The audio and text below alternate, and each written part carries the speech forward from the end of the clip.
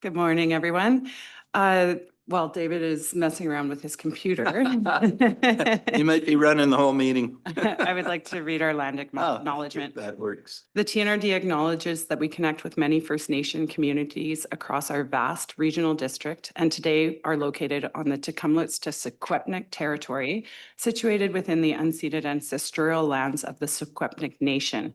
The TNRD appreciates the partnerships that we have with the Tecumlets to Secwepemc and respect the territory and the land on which we gather today. Okay, thank you. You're welcome. So the first item on the agenda is, does anybody have any additions or deletions? Director Grenier. Thank you, Chair. I wonder if we could add a new issue, rural gravel roads. I'd like to speak to that as a report. Okay, that's great. Thank you. Anybody else have any additions or? Sure. Scott, I also have just an update from UBCM that I wanted to do later in the agenda. do you want to do it? Under new business is fine. Okay. And it's we put it in everybody's folders as well. We'll do it before we do the roundtable. Sure. Yeah, okay, thank you. So we need the adoption of the minutes from September 10th. There's a recommendation. Moved in second. All in favor? Motion's carried. And the next item is reports. It's a BC assessment verbal report from Financial Officer Carla Fox. Good morning, thank you. So in the Finance Committee meeting, I did give probably similar information that I'm giving here today. So I'll try to do more of a Coles Notes version because there were a few of you that were not in the Finance Committee yesterday. BC assessment impact right now is that occasionally they look at different areas, different properties, and they relook at the value and the valuation. What they had on, from my understanding, what they've had on the agenda for a while was to relook at the valuation of the pipeline. And they decided to do it this year. And what that means is they sent out a communication that said for the TNRD, what that meant is that the pipeline assessment value would decrease by approximately 25 to 27%. It kind of varied per area, which was a bit shocking. So we took that back, did a little assessment to determine what maybe that dollar value looked like that would be shifting back to the other classes. Our first kind of rough look at that showed about $250,000, $260,000 at first blush that would have to shift back to the other class payers, and a large portion of electoral area classes are residential. That is quite concerning. The other piece of information that they mentioned is that they were going to also look at the CPC and the railways and revalue them, and they were likely to go up in value. And that would have probably offset some of the decline from the pipeline, but they didn't get to that this year. The issue is really not in the hands of the TNRD. We have had a call and a talk with BC Assessment. It sounds like the Minister of Finance is involved and aware. And we have put together a letter that it's on the regular board agenda for the board to take a look at. I would caution that the conversation about the assessment values, you probably want to have that at a different level than we're having our budget conversations, because it's going to get, obviously that decision there is a political decision that has to be talked about at that level. If we start to involve that in talks about budget, it could look like to the constituents that the TNRD is creating this large increase, and that is not the case. What I would suggest, and I did talk to Colton in communications, to just, if you want to have help and how to communicate that out to your constituents, certainly reach out. And I think Colton could provide some key points to help lead that conversation. My personal feeling is they should not have implemented that change until the railway change came into effect, because that would have the least amount of impact on our taxpayers. And that to me would be more reasonable at this stage, especially in this point of the term with elections coming up and budget constraints and concerns. So I'm gonna leave it at that right now, pass it back for any questions, and we'll move forward from that. Thank you. Any questions? Director Husso? Thank you, Chair. Just got a question and for confirmation and a question, sorry. For confirmation, I remember yesterday at the Finance Committee, Ms. Fox, you mentioned it was only the pipelines passing through electoral areas that were being values being reassessed. That's for confirmation. And the question is now with the rail, the proposal to have it go up in valuation, is that only electoral areas as well for the rail reassessments, or does that involve municipal land that the rail goes through? Thank you. Go ahead. Through the chair to the committee. Great question. The assessment update that we received from BC Assessment only discusses the property classes and the jurisdictions outside of the municipalities. So while there may be some impact to municipalities, we have not been informed of that impact yet. And the current scope impact that we have is only the electoral areas. So there may be a minimal impact to municipalities, but we don't know what that impact is. Sorry, maybe thank you, supplemental.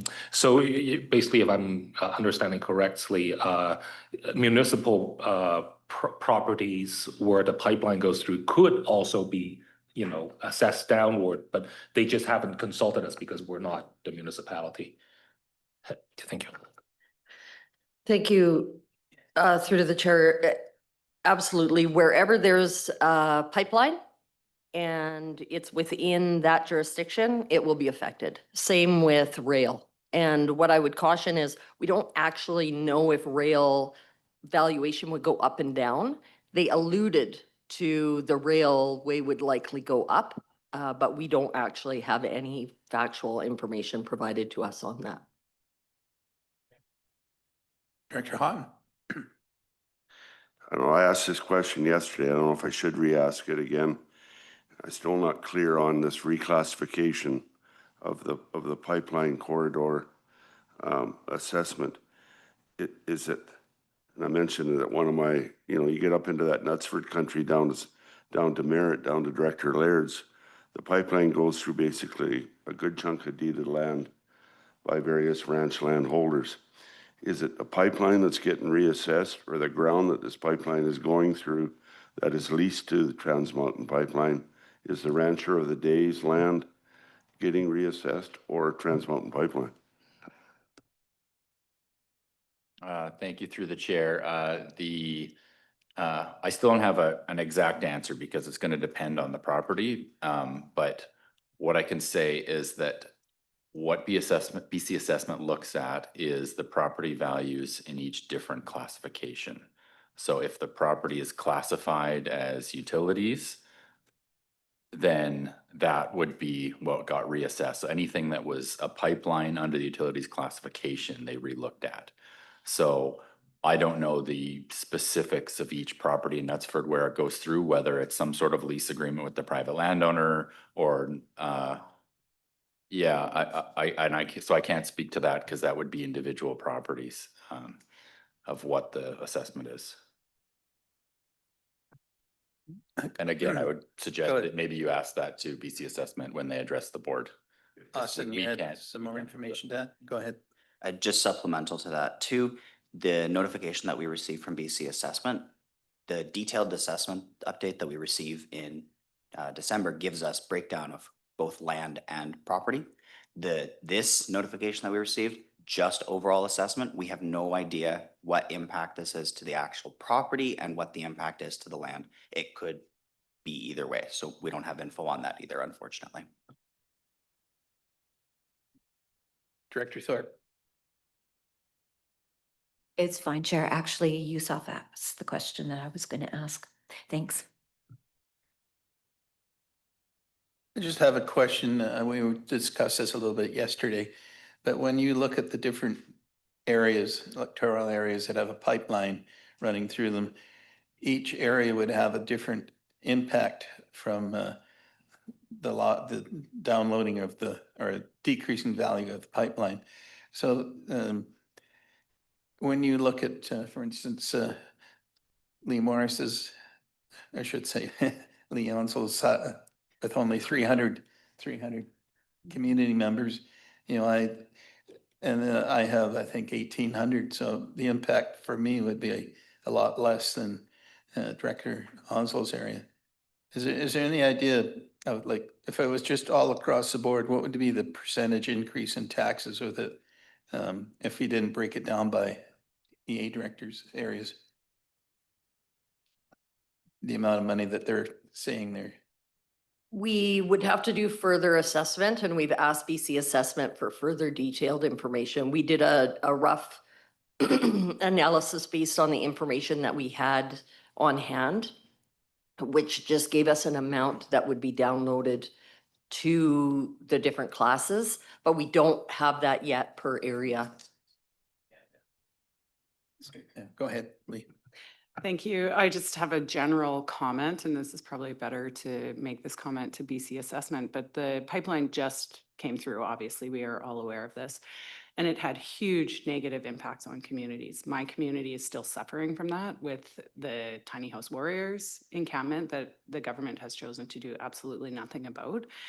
And we're also still suffering on our roads.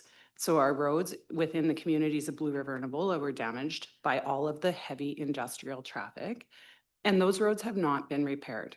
The yard of the schoolhouse in Ebola has still not been recovered. And now we're saying we're going to get less money for those specific repairs. Like, the communities are still damaged from the pipeline being put in. I cannot understand how this is being pushed forward, and the government wanting to increase pipeline activity and build new and more pipelines.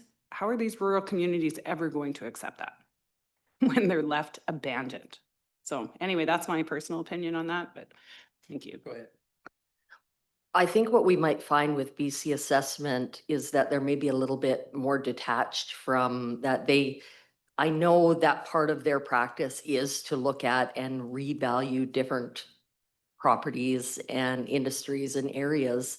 And I think that the implications of that, looking at that specifically, I don't know if they've talked about, they obviously are going to be able to answer some questions for us at the regular board meeting. But I don't know if we're going to get the satisfaction that we want. So I'm hoping that we can use that letter, talk directly to the Ministry of Finance and make sure that they're listening or hearing us about this download and the impact that will have on our residents, your constituents. Go ahead, Scott. Thank you, Chair. The other just point I wanted to make is that's staff feel the same way as what I'm hearing in this room and what we heard yesterday. And that's why we were proactive in writing that letter for the board's consideration this afternoon, because we do think it's going to require a political push and some advocacy, not only from us, but from all regional districts and municipalities in the area. Yeah, I had a conversation with our MLA, Tony Luck. He didn't even know what I was talking about. And I think all of our local MLAs are in the same position. And we haven't even talked to the federal MPs should be involved with this sort of thing, because the federal government is one that's going to benefit from not their pipeline not paying as much revenue what they have been doing. So that if you haven't talked to your MLA, you should talk to your MLA and let them know what's going on.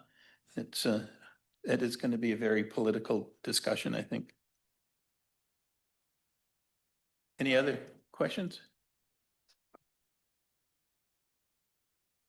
Thank you, Chair. And just to confirm, so the Ministry of Finance would be the ministry that has the final go-ahead, green lights, or can BC Assessment itself like move ahead? And that's question one. Thank you.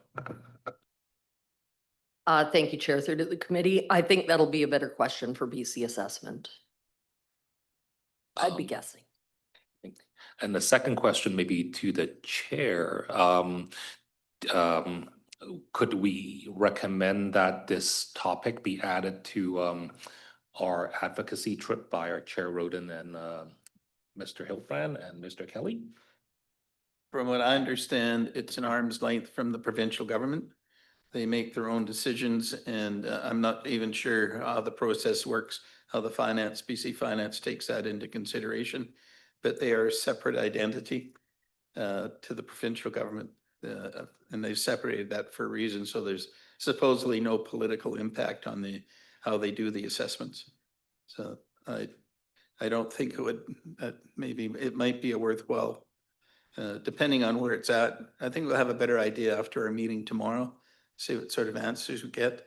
And I might just suggest the chair give us a little extra time when we have our delegation for questions and answers, because I think there's going to be a few. We haven't even heard from the municipal directors, so, and it sounds like they're impacted as well. So if there are any other questions on, we should get some answers this afternoon, maybe.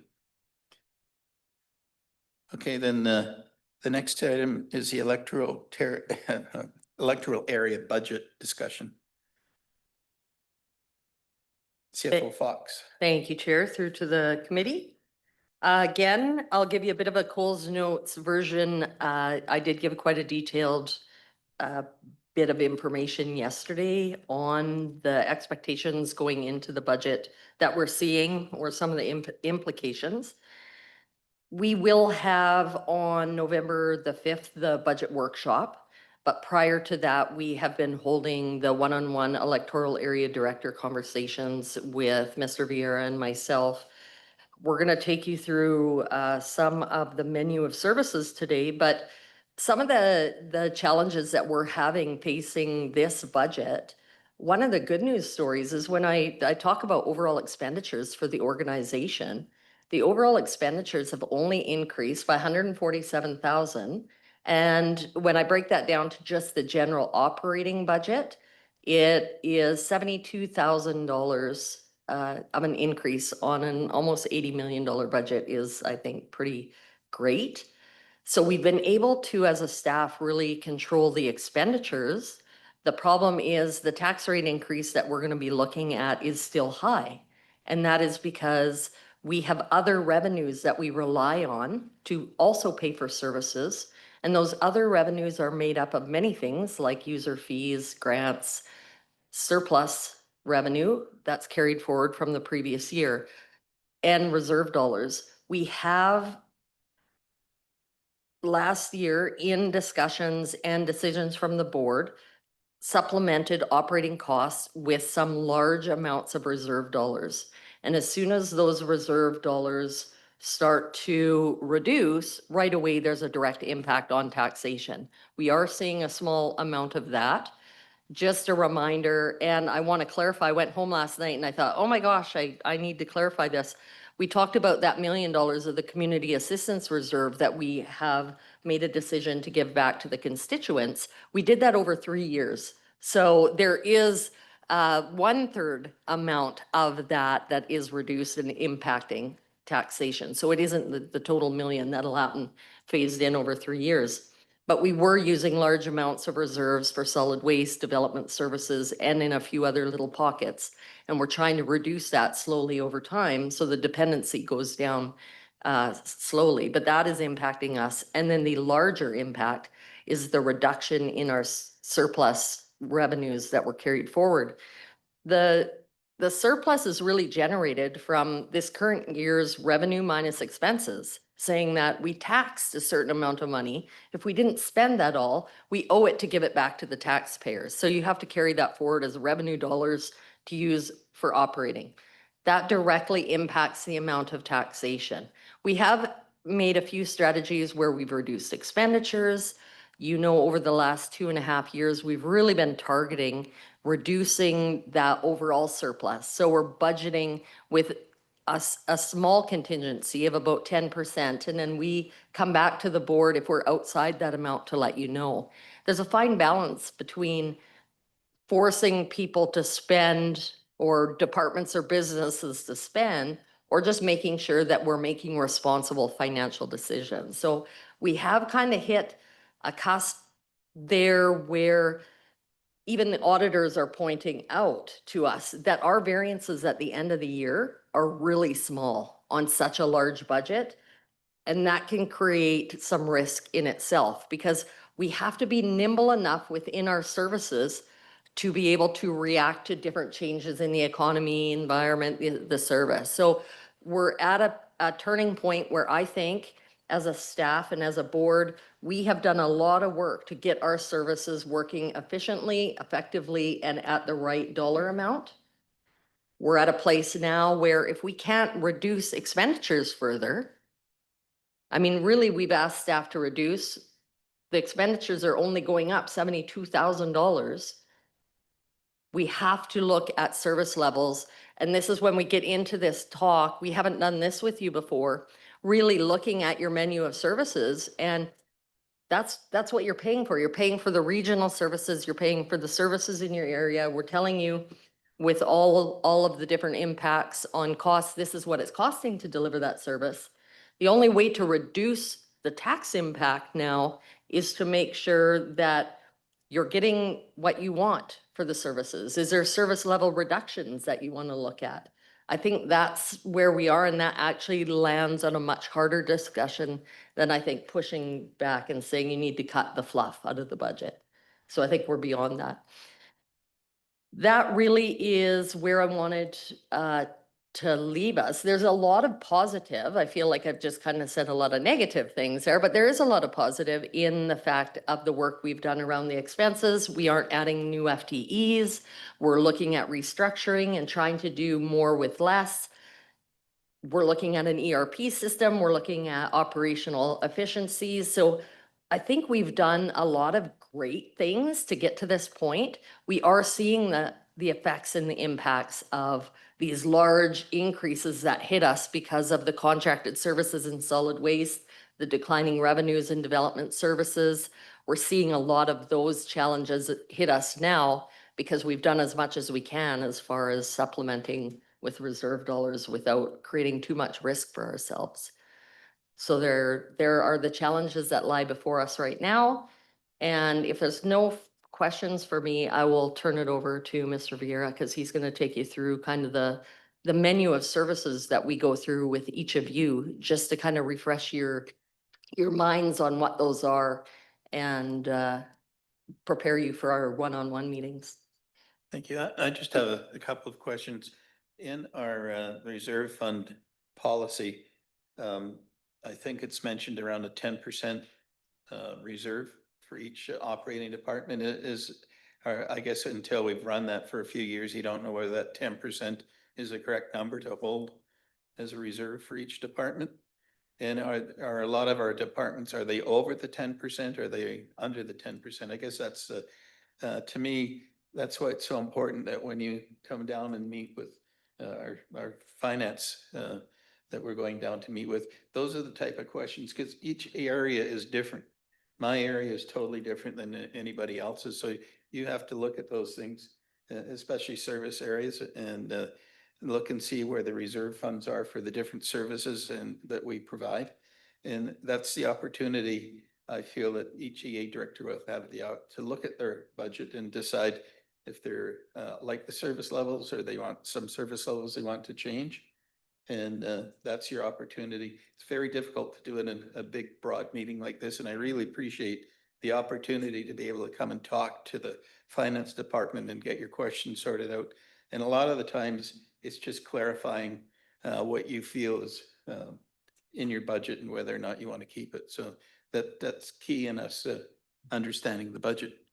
Is there any other questions for? Go ahead, Carla. I thank you, Chair, through to the committee. I want to just clarify, the surplus policy is the policy that defines the 10%.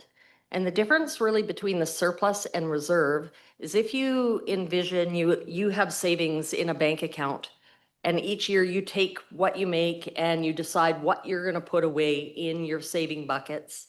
I call them buckets because we have so many of them. That is the reserve. You're reserving money for future spending.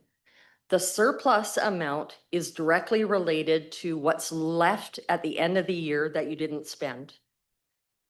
You don't directly put that in a savings bucket. That actually just gets carried forward to the next year for you to operate with.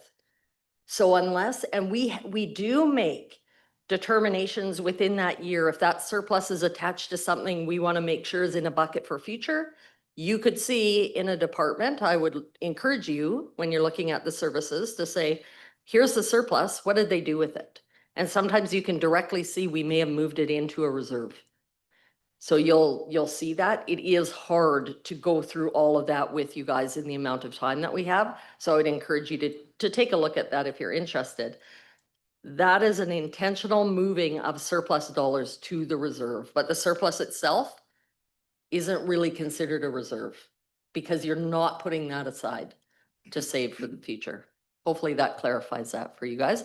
And I would say the 10% right now of the surplus seems to be working. My only word of caution is we do come back. If it is outside that, we do give you notes why that might be. It seems to be overall working. It's just we have that caution where we went from 10 to $8 million worth of surplus dollars that was offsetting taxation. We've actually, the projection right now is our surplus is going to be $2.9 million. Now, my hope is that we've had some loose projections and we're going to come in above that. So that'll help that overall tax increase. But that's a significant decrease in surplus, which directly can affect the amount of taxation that we need to operate the services if the services haven't changed.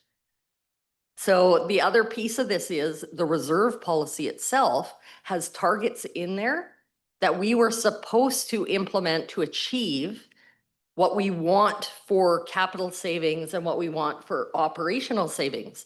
We haven't even layered that strategy into this budget. We're going to bring that to you to consider on top of where we're at.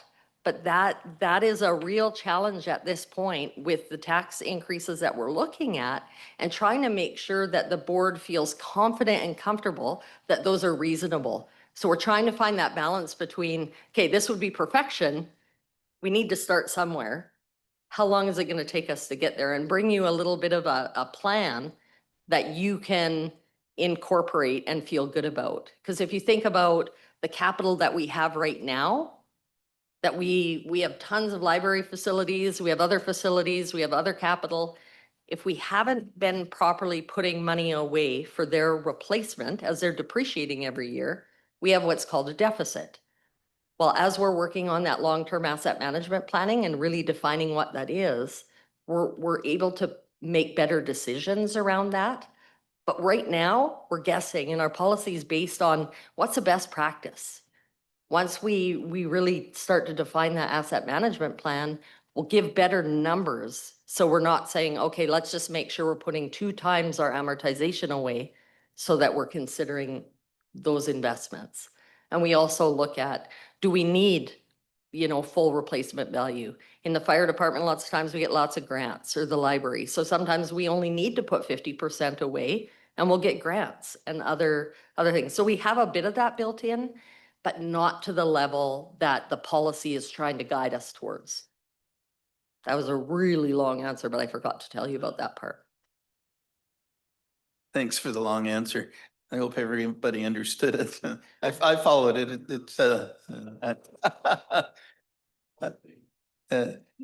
The one thing that I do appreciate from our finance department is I was on the previous board, and even prior to Carla coming, the budgets were block presented.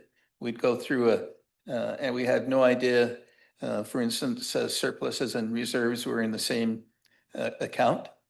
So that was misleading and to start with, and they've sorted all that out for us. And it's a budget that I can read through and understand.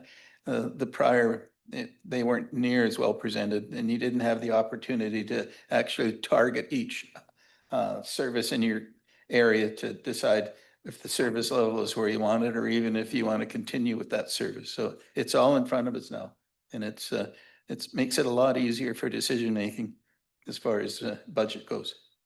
Thank you. Thank you, Director Sal. Sorry, one more question. About, actually service review process. I remember yesterday we talked about, we already looked at the impacts of not being able to use reserve. The last tool we have is reducing services potentially. I had a chat with Director Kerslake yesterday and talking about the Eco Depot and, what are the cost impacts, potential savings if we cut back an hour, et cetera. So could we get a bit of a overview of how that process works? Like, so is there any public assent needed to reduce services, or, thank you. I Go ahead, could start Jamie. to address that question. And it's a very good question. I'm going to give you kind of a bit of a cop-out answer. It depends on the service and what the impacts are, but I would say generally, the board can direct the change in service. So it does not require public assent if we're reducing the service, but the board may, depending on the scale of the change, the board may want to do some sort of public consultation if we're considering reducing that. But there's no, as far as I'm aware of, no legislative requirements. It's more of how big of an impact is it? Well, my predecessor always used to say, before you made a decision, who's this going to tick off, right? Is the question that he asked himself. So I would, give that advice to the board, that depending on the scale of a change, how big of an impact it's going to be is what process we would go through to make that change. So to your example of solid waste, we did a service review through the Solid Waste Committee about 5 years ago, where they established the level of service. So in that example, we could revisit that established service. So if the board says, we want you to find $500,000 a year in operational savings by cutting hours, we can do that. If the board would direct us, we would do that review, come back to the board with a recommendation of what would be reasonable, and then the board can dictate what we want to do from there, whether implement it or whether consult with the public. All of those are on the table. I don't know if Scott has anything to add. Thank you. Any other questions before we, who's doing the next report? Oh. So I will take on from here. So it's still technically the same agenda item. What I wanted to do here is just kind of in preparation for the meetings next week, is kind of walk through and kind of remind everyone how we've set up those budgets and the one-on-one discussions going through your menu of services. So if it's good with you, Chair, I would propose that we could stop for questions as we go through it, because I'm going to go through each electoral area. I think it's beneficial for everyone around this table to not just be reminded of what's in your own service area, but understand what other electoral area services are different and which ones are the same. And Carl will jump in where the idea was to keep this casual and have it as a bit of a facilitated discussion. And if anyone's curious, the photo there is from Fade-Deer Lake in electoral area O, which you may have read about in the news in recent weeks. So I had the opportunity to spend a few days up there a couple weeks ago. Beautiful spot. Yeah.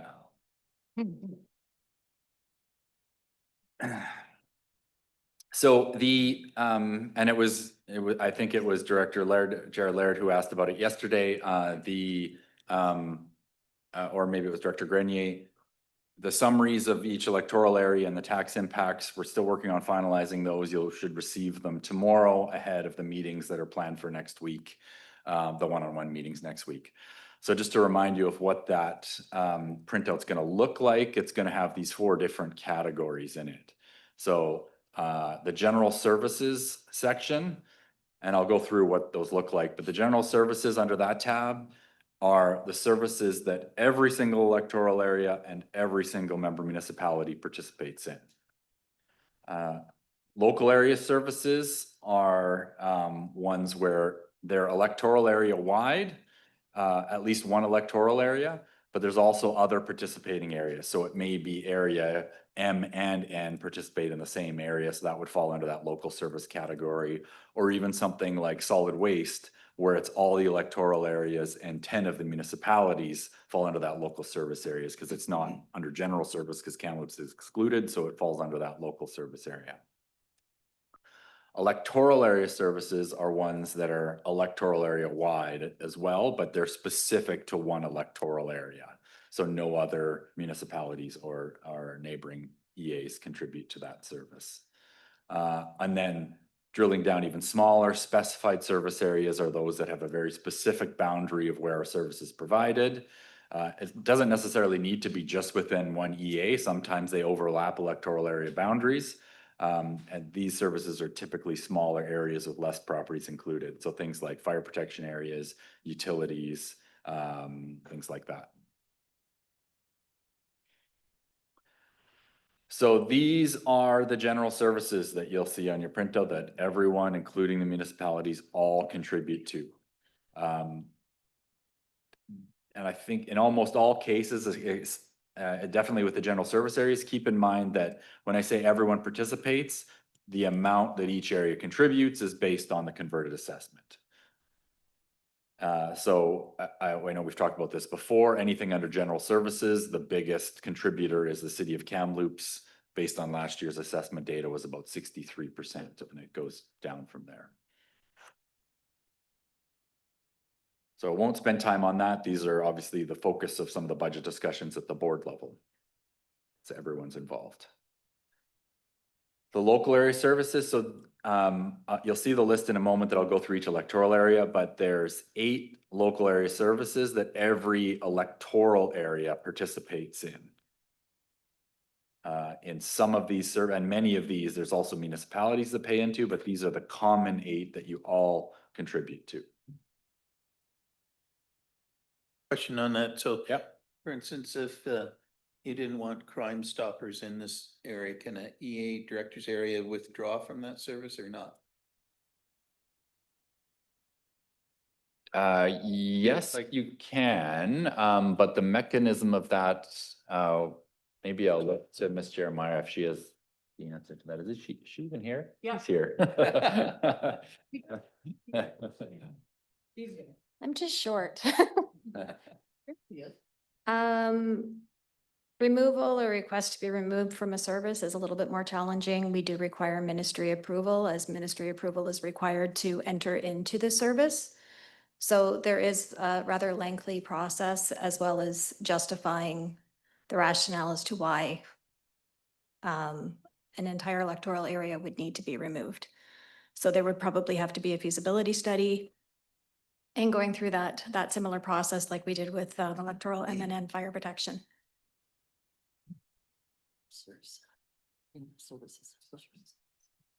Yeah. Any other questions on this slide? It's probably, thank you, Chair. It's probably actually on the next slide, but the discussion about whether or not during our meeting with you at our budget meeting, whether we want to increase or decrease the services based on the dollar value or whatever, we're really basically talking about the next slide. Yes, Because generally speaking, one of the main reasons we have the one-on-ones is that if it's an electoral area specific service, it only impacts your taxpayer, and you want to increase or decrease that service, then we can incorporate that into the budget. Maybe this should wait to our one-on-one, but I see the word noxious weed control up there. And in our area and in other areas, I look at Lee Morris's and that, where we've got the city of Kamloops boundary weaving in and out through the regional district boundary. And the stakeholders have land on both sides. How does that work if we want to do a noxious weed control and the specific property happens to be on the city side of the road that is COK and not TNRD, and the COK does not meaning city accounts does not participate in the noxious weed control. How do we handle that So legally, or do we? yeah, through the chair, if, I'm assuming you're speaking about like the rebate program, for example, that TNRD funded. So, if we get an application for a 50% cost share or the 100% new invader program, we look at the property that's subject to the application. So regardless of who owns the land, doesn't matter if they have overlapping land, where that property is located, it has to be located within an area that participates in the service. So if it's in the city of Kamloops, it would be not eligible because the tax paid on that property does not contribute to that service.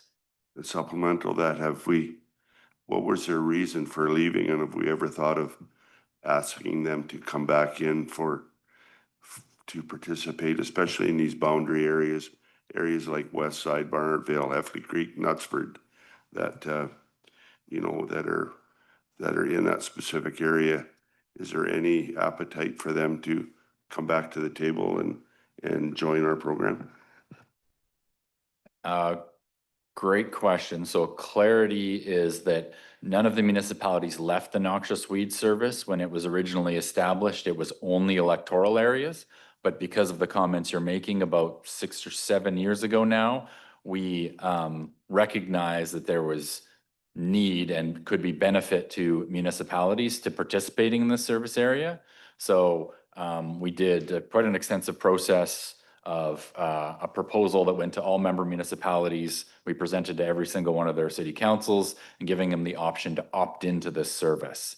And 5 municipalities opted in. City of Kamloops was not one of them. So Sun Peaks, Chase, Merritt, Clearwater, and Logan Lake opted in. Oh, and Clinton. Yeah.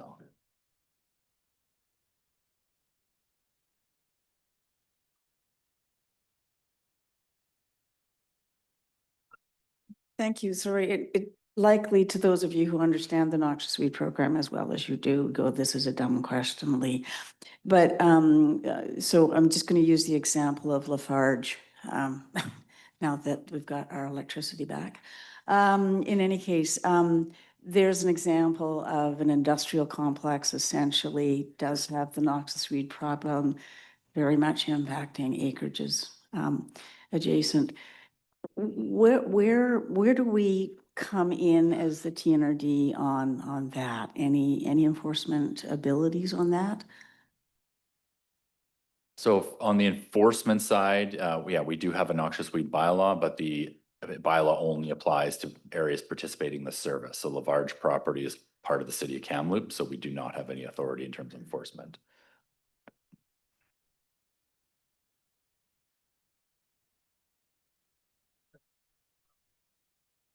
I think we're ready to move on. Okay. So I'm going to hopefully fairly quickly, but walk through the local area services and the electoral area services of each of the areas. And so I mentioned up front that the local area services back here, these are the 8 that have in common. So you'll see on the slides as I go through, I highlight in red any one that's unique to that electoral area. So electoral area I doesn't have any unique local area services. They participate in all those 8. Sorry, A, not I. So then moving on, what specific electoral area services the electoral area pay into? And these are often, as all of you know, these are the type of services that we dive into details on those 1-in-1. So you'll see the budget impacts when we send those out tomorrow, percent increase or percent decrease, and the total budget for each of these services. Couple points I'll just highlight and feel free to ask questions, but some clarity. You'll see number 6, recreation area A. You'll see that recreation service as a label in all of the electoral area services. What that is the electoral area grant and aid service. It just falls under the service establishment of the recreation. So that's where that money is sitting. Any questions about electoral area A? Okay. Electoral area B, participates in all the 8, plus the Valley Connector service is considered as a local area service because it's electoral area wide in area B, and then in the other participating areas, it's a specified area service. And what the Valley Connector service is, it is a transit service that's a separate service from other transit services that you'll see in the specified areas, which is funded by Area B, portion of Area A and O, and Clearwater and Barrier.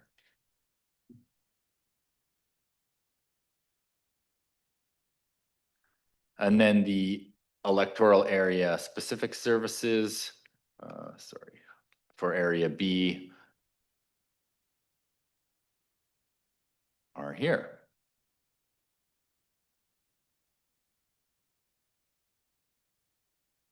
Any discussion on those?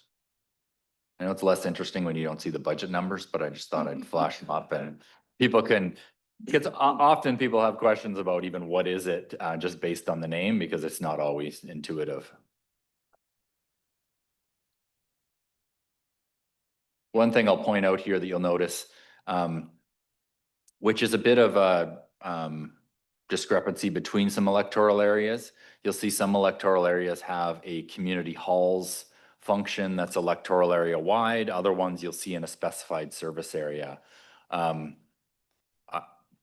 I can't really tell you why there's that discrepancy other than when that service was established. At the time, it was decided that in this case, in Area B, it was area wide.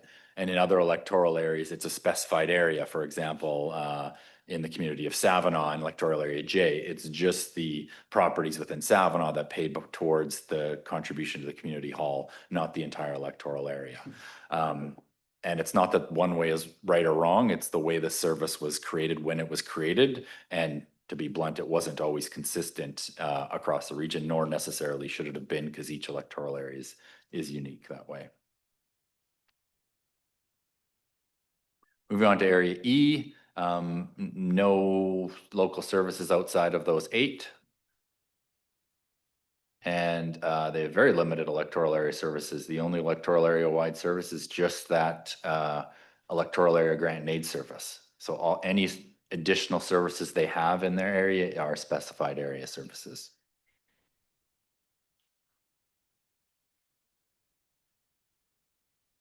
Area I, no unique local services there. And again, a small list of electoral area specific services. Don't we have some TV in area I? Yes, the TV services are all specified area services. Okay. So I'm going to go through the list of specified area services at the end. Okay. So in electoral area I, the 2 TV service areas are specific to only a portion of your electoral area. One note here, you'll see critical street lighting pop up on some of the electoral area services menus. Technically, there's a service establishment for all 10 electoral areas for critical street lights. But you'll only see it pop up in your area if we actually are doing any tax and funding a critical street light in your area.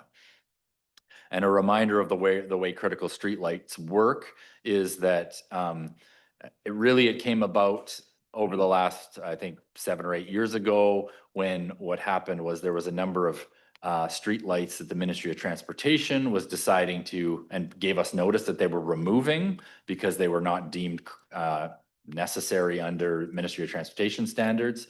So if we wanted to keep and maintain that street light, the TNRD would need to fund it. So we created this service called critical street lighting. Sorry, I'm probably missing this again. So economic development and tourism, we didn't take that out of area I.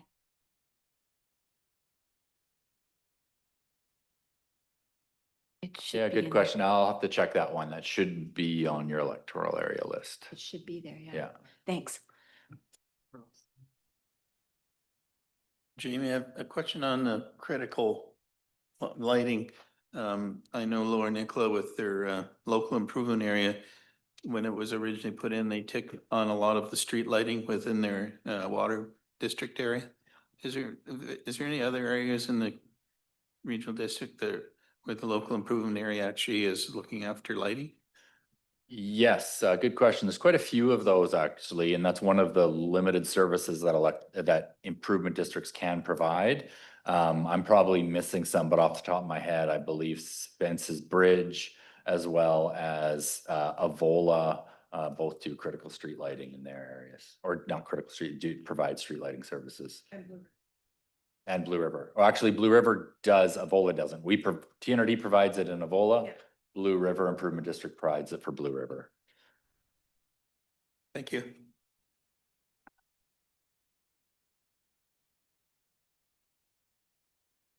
Electoral Area J, the only additional local service there is the Mosquito Control South. A reminder, the way our mosquito control service areas work is it's kind of confusing to explain, but I'll do my best. We have two kind of contract areas, one being the Lower Nicola or the Nicola Valley area, and one being the North Thompson corridor. But from a service establishment point of view, there's actually 3 services in the North Thompson that contribute to that one contract service area. So mosquito control south is what we call it, is area O and L and City of Kamloops and Logan Lake and Sun Peaks that contribute to it. So you'll see 3 different budgets. So then the next one is area O and P and Barrier, and then the next one is area A and Clearwater that participate. But from an operational standpoint, we have those all under the same contract. And the reason we do that is, number one, the services were created at different points of time. And the other reason is to find some more equity around how much each area was contributing. So for example, we spend a lot of helicopter time, a lot of dollars doing mosquito control in the Clearwater Vavenby area A corridor. If it was all one service area, City of Kamloops would be paying 85% of the cost to do the mosquito control in Clearwater. So having these 3 areas, we're breaking it down into a bit smaller components. Director Graney has a question. Thank you, Chair. Thank you, Jamie. Number 9, solid waste management, residual management. What is that? So that is we call it a local service, but that is the regional solid waste service. So that's the one that all EAs and all municipalities except Kamloops pay into. What it does not include is your curbside collection. So that is going to be on the next one. So in your area, there's a separate line item that's called alternate waste collection. And that funds the curbside collection that services the majority of the residents. But it is an electoral area-wide service. So the mechanism is that residents who do not receive curbside collection actually receive a credit. So when they go to the transfer station, they have their garbage fees covered because they pay this additional amount in the taxation. If I could ask about the community parks, and we've just talked about Savinaw, but what's falling into that category? Yeah. So all electoral areas, again, like critical street lighting, they all have a service establishment for community parks, but not all of them actually tax for it. So in area J, the community parks, the majority of that funding is a grant and aid contribution that we give to the Savinaw Community Association for running their park. We also have a small amount of, and we could talk more in detail in our one-on-ones, but there's a little bit of money there to do maintenance of some of the subdivision parks that we have in Savinaw, as well as some maintenance of the Trunkiel property that we recently acquired from the school district. Can you go to I for a minute? I'm just going to go back to I. Just want to comment right there. So economic development itself, so areas A and B have a specific economic development function. Area I pays for their economic development through a contribution that's captured in your recreation component. So you will see it there. It just isn't a separate line.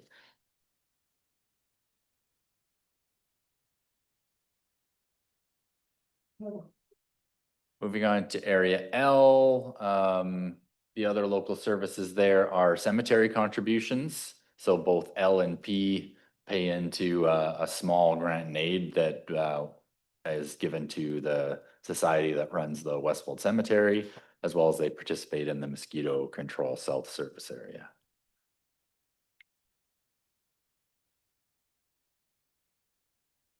Again, their electoral area services are parks, street lighting, and recreation.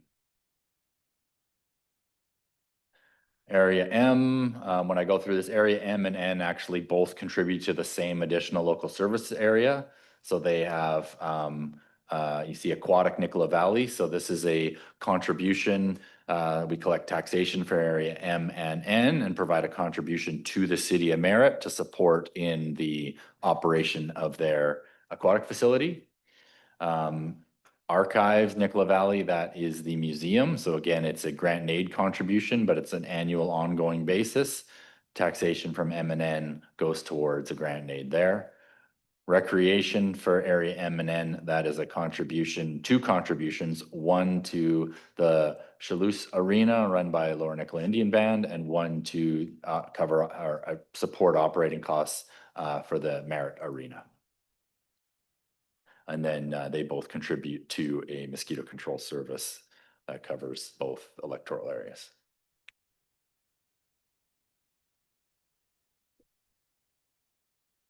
So again, area N and M have the same additional local service areas and both have the same electoral area services.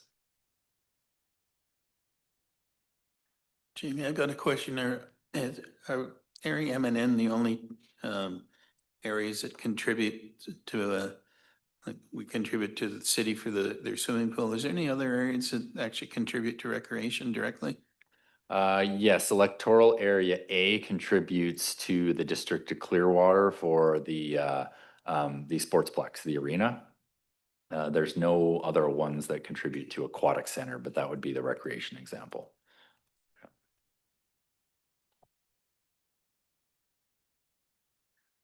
Area O, there's a cemetery service, both covered by Area O and P. One of those, part of that goes towards operating the Little Fort Cemetery and as well as some grant and aid contributions to other non-TNRD owned cemeteries. Community parks, this is a few shared services to operate some of the parks and unofficial parks. This is, for example, the maintenance of the garbage bins and porta potties at the Pritchard Beach. And then mosquito control, again, there's a north, what we call mosquito control north, and that's area O and P and barrier that contribute to that service. For their specific electoral area service areas, one somewhat unique thing there is in area O, I think it's area O, A, and B, as well as Clearwater and Barrier participate in search and rescue. So you'll see under the general services that everyone pays into, there's a search and rescue function. So that's the function that everyone pays into that forms the main grant and aid contributions we make to all the search and rescue organizations, as well as they can apply for additional equipment grants. Predating the creation of that regional search and rescue area, there was already a service that just supported the Clearwater and Barrier search and rescue organizations. That service still remains in place. So those two search and rescue organizations get two grants from the TNRD, one from the regional service and one from this electoral area specific service.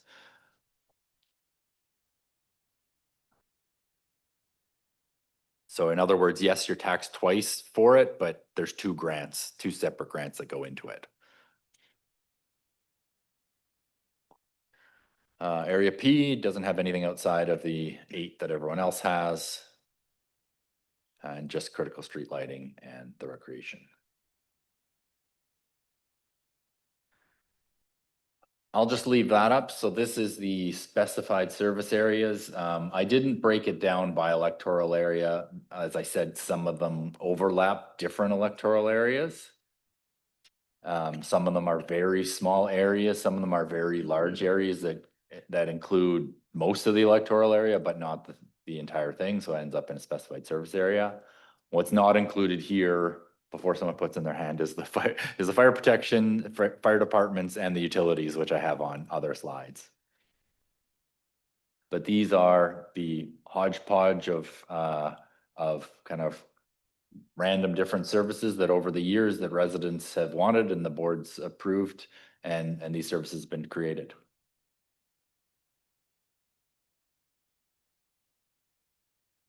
Any questions on any of these? We haven't had any information about Crime Stoppers in a long time. I was wondering if we could invite them down and have them explain exactly how their program is running. We did have a Crime Stoppers and a community policing office in Merritt, but that's not there anymore. And I was just wondering how they're functioning now. They did used to supply, we actually supplied our own funding to operate our Crime Stoppers in the Merritt area. And I don't know exactly how it's working now, how it gets into all of the communities. Could we invite them down for a presentation? Yeah, Not immediately, yeah, but no, I think sometime in the future. I think that's a great idea. We can follow up with that. Thank you.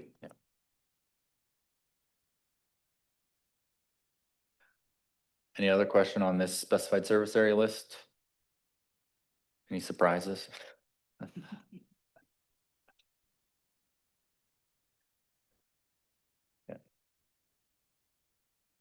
No questions on this list. We're good to go. Next one. That sounds like, oh, Director Graham. Thank you, Mr. Chair. On the last slide, to deal with Area N and M transit service, can Area N opt into this transit service if I can get the First Nations people on board?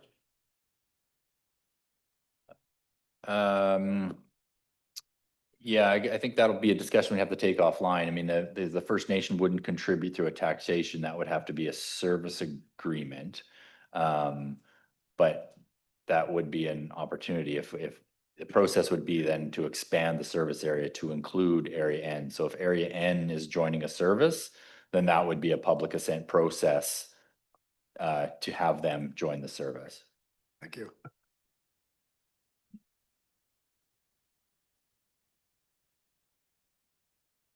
So the fire protection areas, I've listed them, they're all specified service areas as well. Obviously only the areas that fall in with the fire protection map and have fire protection pay into it.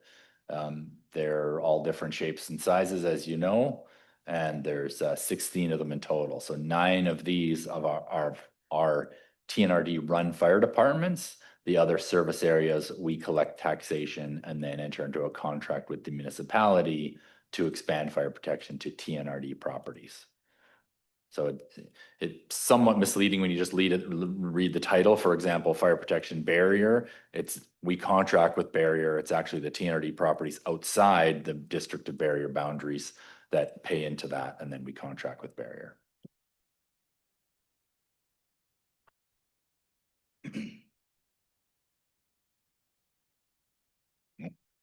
Just a question. Are you finding that you're getting enough volunteers to man your fire departments, or is it a constant challenge for staff? Volunteers. I would say generally speaking, we're doing quite well.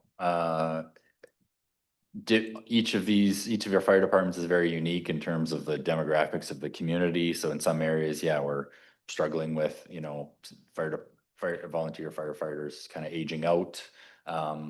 But generally speaking, we have much higher recruitment now than we've ever had. I think it was last year, we surpassed 200 TNRD firefighters on our payroll. So we're doing quite well. There's no areas that we're in dire straits of, threatening shutting down, anything like that. That's great to hear.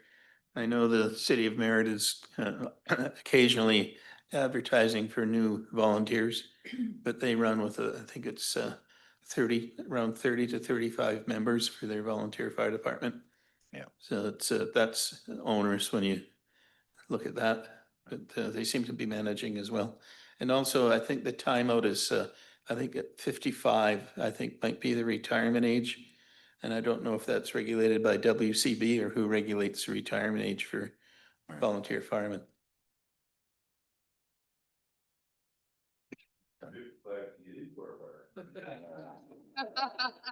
Well,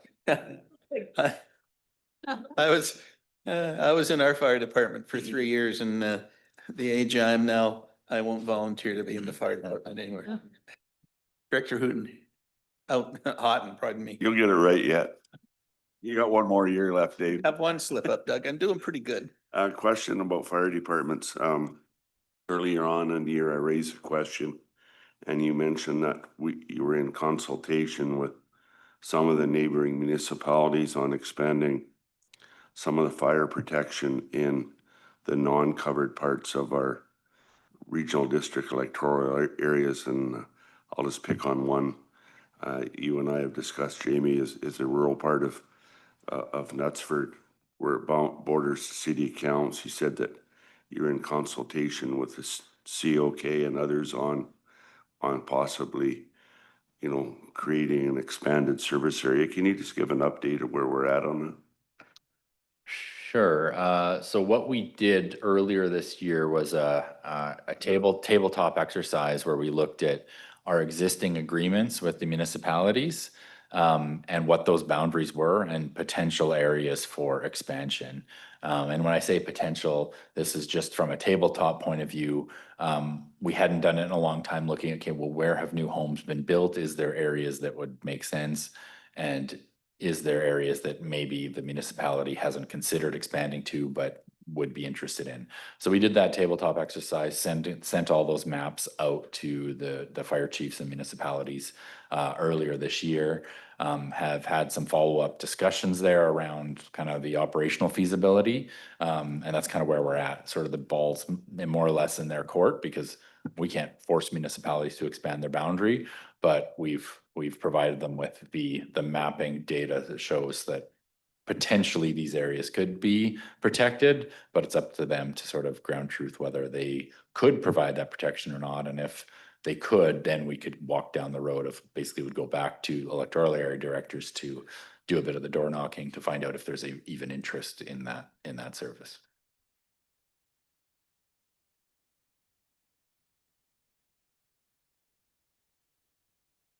And then I think you're all familiar with this list. So again, specified areas are our utilities as well. As you know, the budgets here are unique how we budget them, in the sense that there's very little taxation. We have a set parcel tax, and then the rest of the service is funded by our utility rates. So when Tyrone's doing his budget, he's doing it a lot different than all the other the budget managers, where budget managers would typically budget based on the money we need to provide the service. And then we propose the tax rate to you, the board, to adopt, whether you agree with that level of tax or not. In this scenario, we don't have that luxury of increasing tax based on the need for the department. We have to budget backwards, estimate our revenue based on our current rates, and then budget to that revenue. Just a question, how many of the departments actually have a parcel tax? It's not all of them, it's just a few that work on parcel tax? Yeah, so the parcel tax for operating is just the utilities. There is some services that have parcel taxes that fund capital. So for example, the Loon Lake Fire Department, we just recently borrowed to build a new hall. So in Loon Lake, they'll see the operating cost, which is based on assessment to cover their fire department. And then there's an additional parcel tax that it will just be collected over the 20-year period to fund the payback of the borrowing. Director Grenier. Thank you, Chair. In these utilities, we have made aggressive moves to increase the user fees year over year. And this is a budget discussion, and we've had the comment from CFO Fox that, we have to pay attention to surpluses and we have to pay attention to reserves. But in that particular initiative was to provide additional capital. And I would presume that the extra money that we're asking for is going into a reserve, if I've got that correct. And so if that, number one, is that correct? Yes, that's correct. So what And maybe I'll just clarify the language a little bit. The additional funding that we were getting through the raise in fees was going into reserve fund to fund future capital maintenance, any kind of major project that we would need the reserve fund for. Okay, so just in the comments that CFO Fox made, where we have to pay attention to our surpluses and our reserves, make sure that they're in line. This is one particular large-scale item that we have very specifically addressed, taken policy early on, and it's a continuation. It's year-over-year changes. So, and I think we have persuaded ourselves as EA directors that we have maxed that out. So, and that is why we're going to the province and small water utilities and so on and so forth. But this is one of those big ticket items that we have done what we could when we could. And I think that's not an area that we're looking for savings. It's not an area that we're looking to reduce. And I just want to make that point as we go into budgets that we have really bit the bullet on this particular large scale item. And I'd agree with those comments, and I would add that when we go through the individual budgets of the utilities, you'll see that in most cases where we've done those significant rate increases, although we still have a long way to go, I'm happy to see that we're actually making contributions to reserves. 2-3 years ago, our reserve contribution year after year was zero because we were just making ends meet. So now we're actually seeing, okay, maybe it's not as big as we would like, or our reserve fund as big as it needs to be, but at least it's now growing. We have some money to put into the reserves based on those increased rates.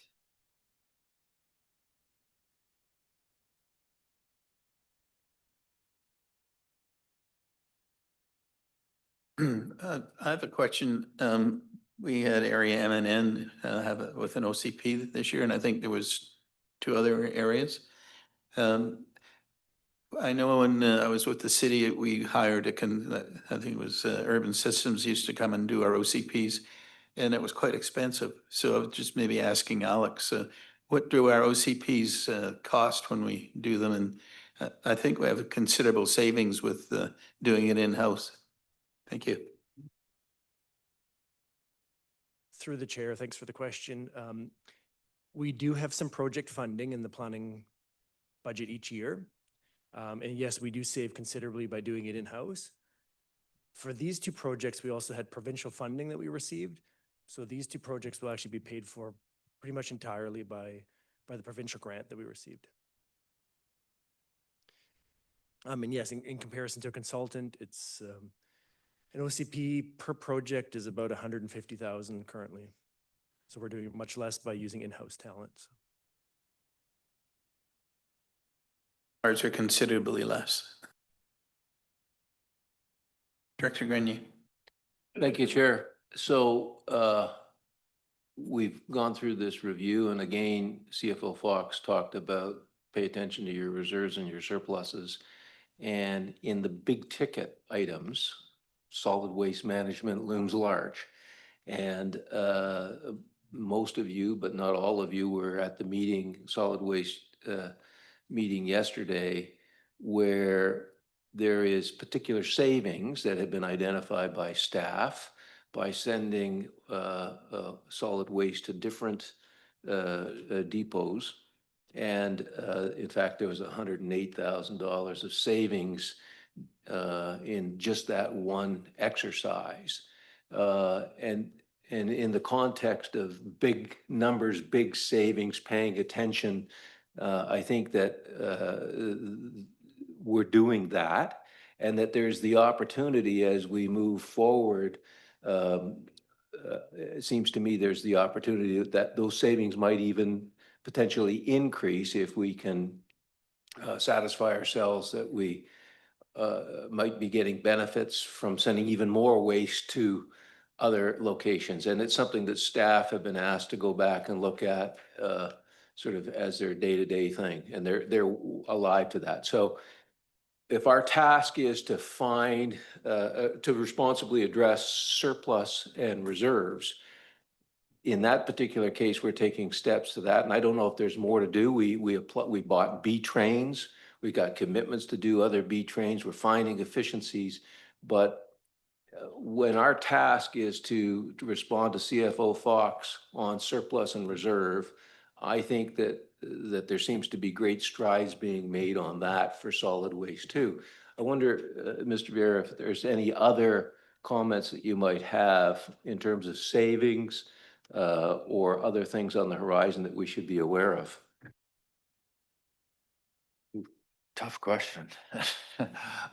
Related to solid waste, I think I mean, I appreciate your comments. I would echo that we've, especially over the last few years, have continually looked for where we can find operational efficiencies and savings. And I'll echo what CFO Fox said. I think we're at the point where, we've cut and trimmed everything we can without impacting service levels. So speaking of solid waste specifically, yes, we could find significant savings, but it would require significant cuts to service. So, for example, reducing hours of operation, closure of facilities, et cetera.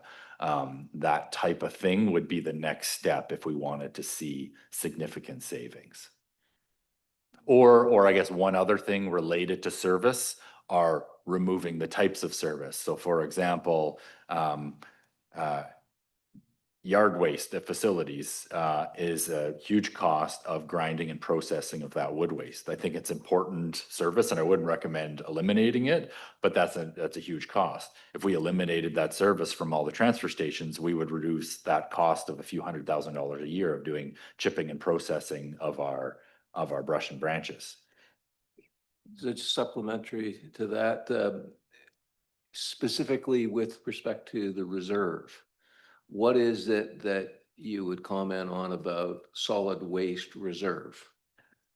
Yeah, that's a good question. It's something we'll highlight through the budget process. We are using the reserve to offset taxation in solid waste. We've been doing that for the last 2 years and also proposing it for the next, I think, 2 or 3 years going forward.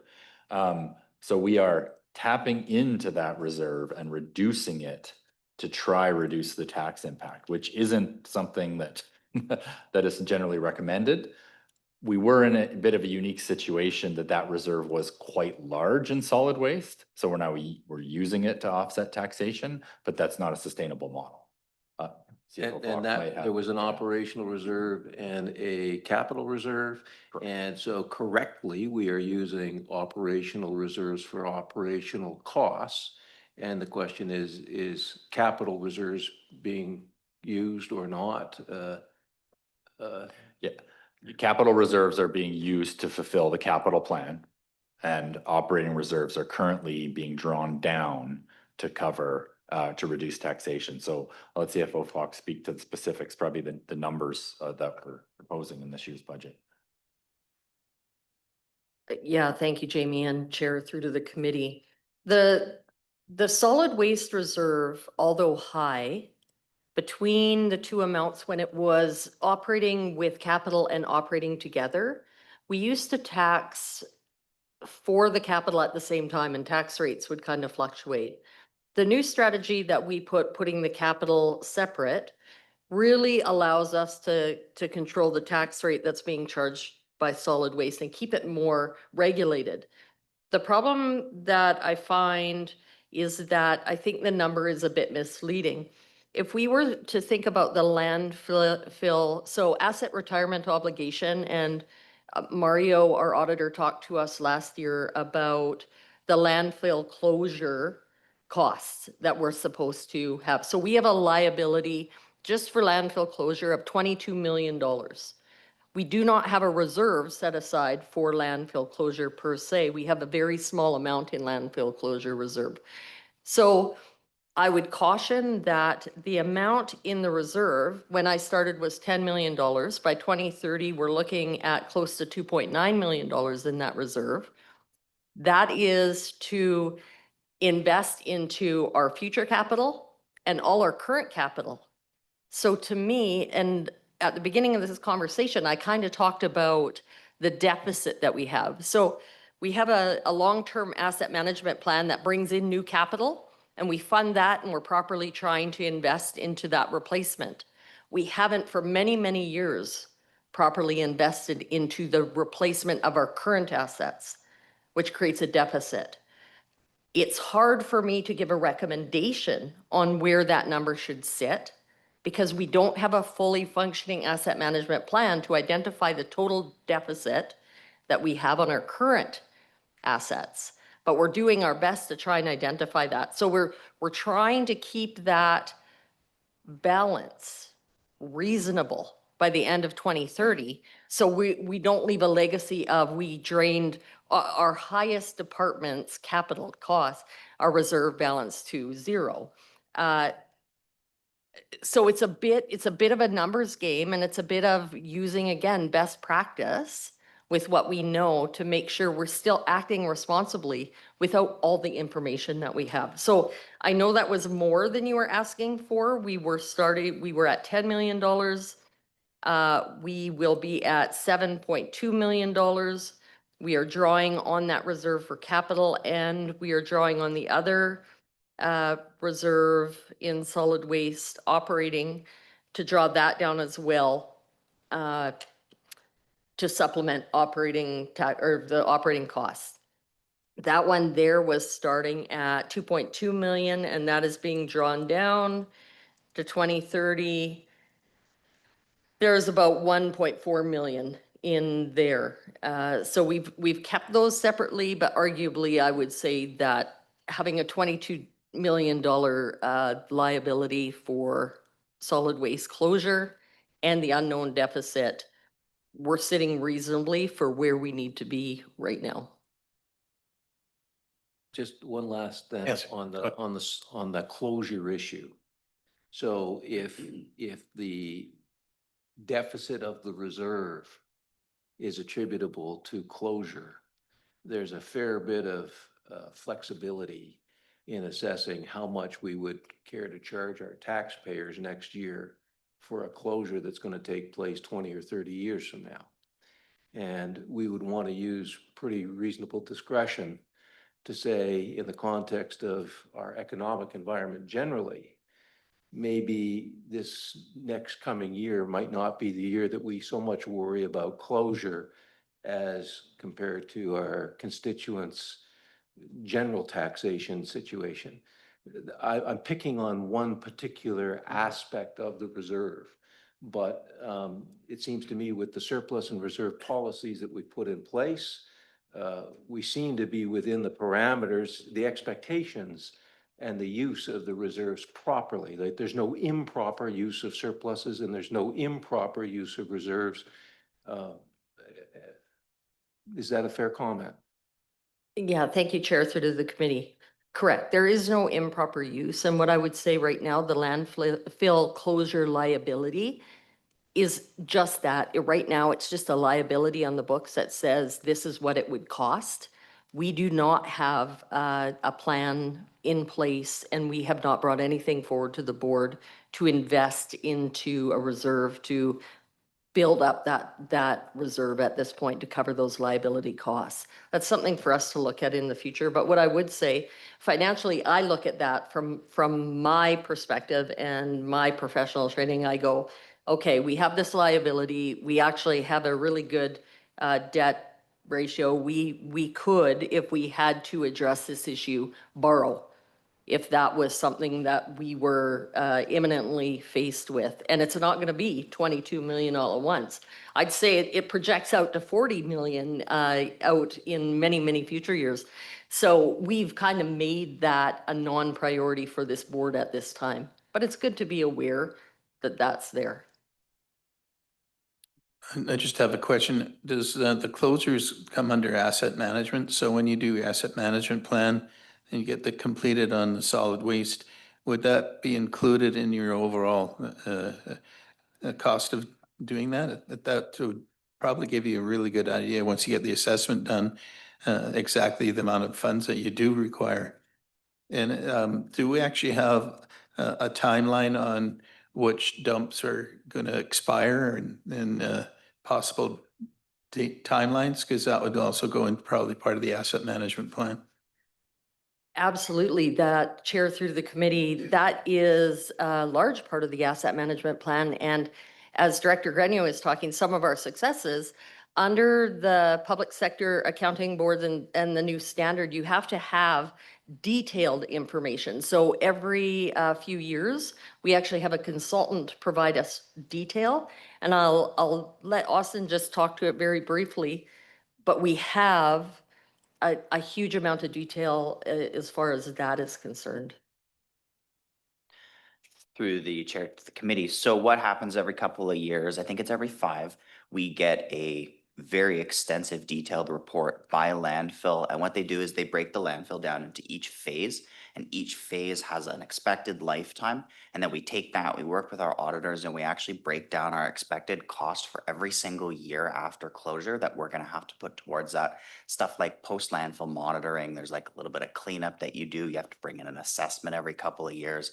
And we have a detailed plan. I think our plan goes all the way past 2147 for every single year that we're expecting costs to be. And then we take all that together, and that's what generates this expected $22 million liability, which when you extrapolate it out across the entire closure period of the landfills, it's actually, I think, $44 million that it ends up being. So it's a very, very extensive plan, and the new public service accounting standards are quite detailed of what's required from us on that. We did quite a lot of work last year with our auditors to make sure we were in full compliance with those standards. Thank you.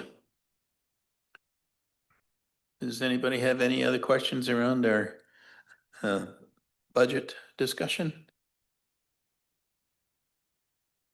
Thank you very much for the information, and it, like I say, it gives us something to think about, definitely. Okay, next item on the agenda is our regional newsletter and general communication info. And I saw Colton just walked out, so he'll be right back, yeah.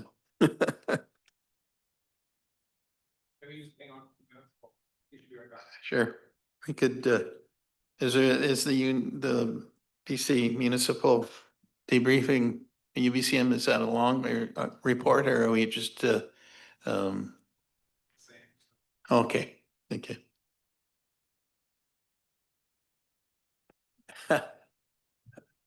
I was gonna suggest we could get a coffee for 10 minutes, we Yeah. get caught up. Yeah, have a break. Financing always wears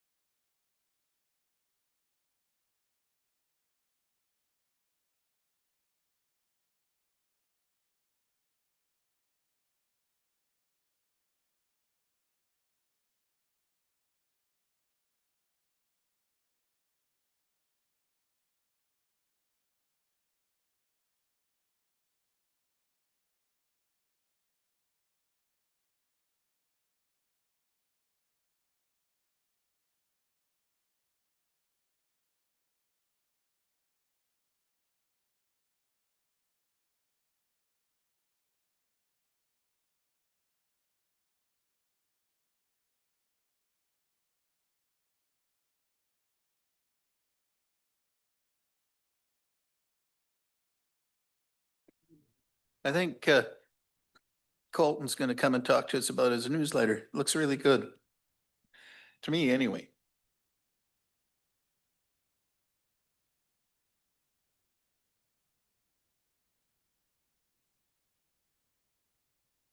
Thank you. Oh, I go back. There we go. Thank you, Chair. I heard I missed my cue a few minutes ago.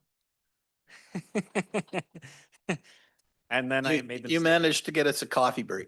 I made the mistake of coming back, but here we are. Thank you for having me. Not sure how long this is going to take. Hopefully it'll be quick. Wanted to go through really quickly the regional newsletter, the fall 2025 edition, and I was asked to share some general information about communications. So I've kind of compiled a list of info we have out there about TNRD services and operations and where you can find it on our website. And we can kind of staple things, put them anywhere. But just as a starting point, that'll be the part 2 of this. One of our projectors went down. There we go.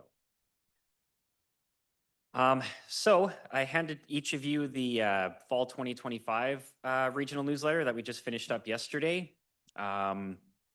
So we started this project in fall 2022. Some of you were on the previous board and probably well remember at a EA Directors Committee talking about let's get this going. I think it had been something that was proposed for quite some time. I started here in 2021, so I don't know how far back it goes.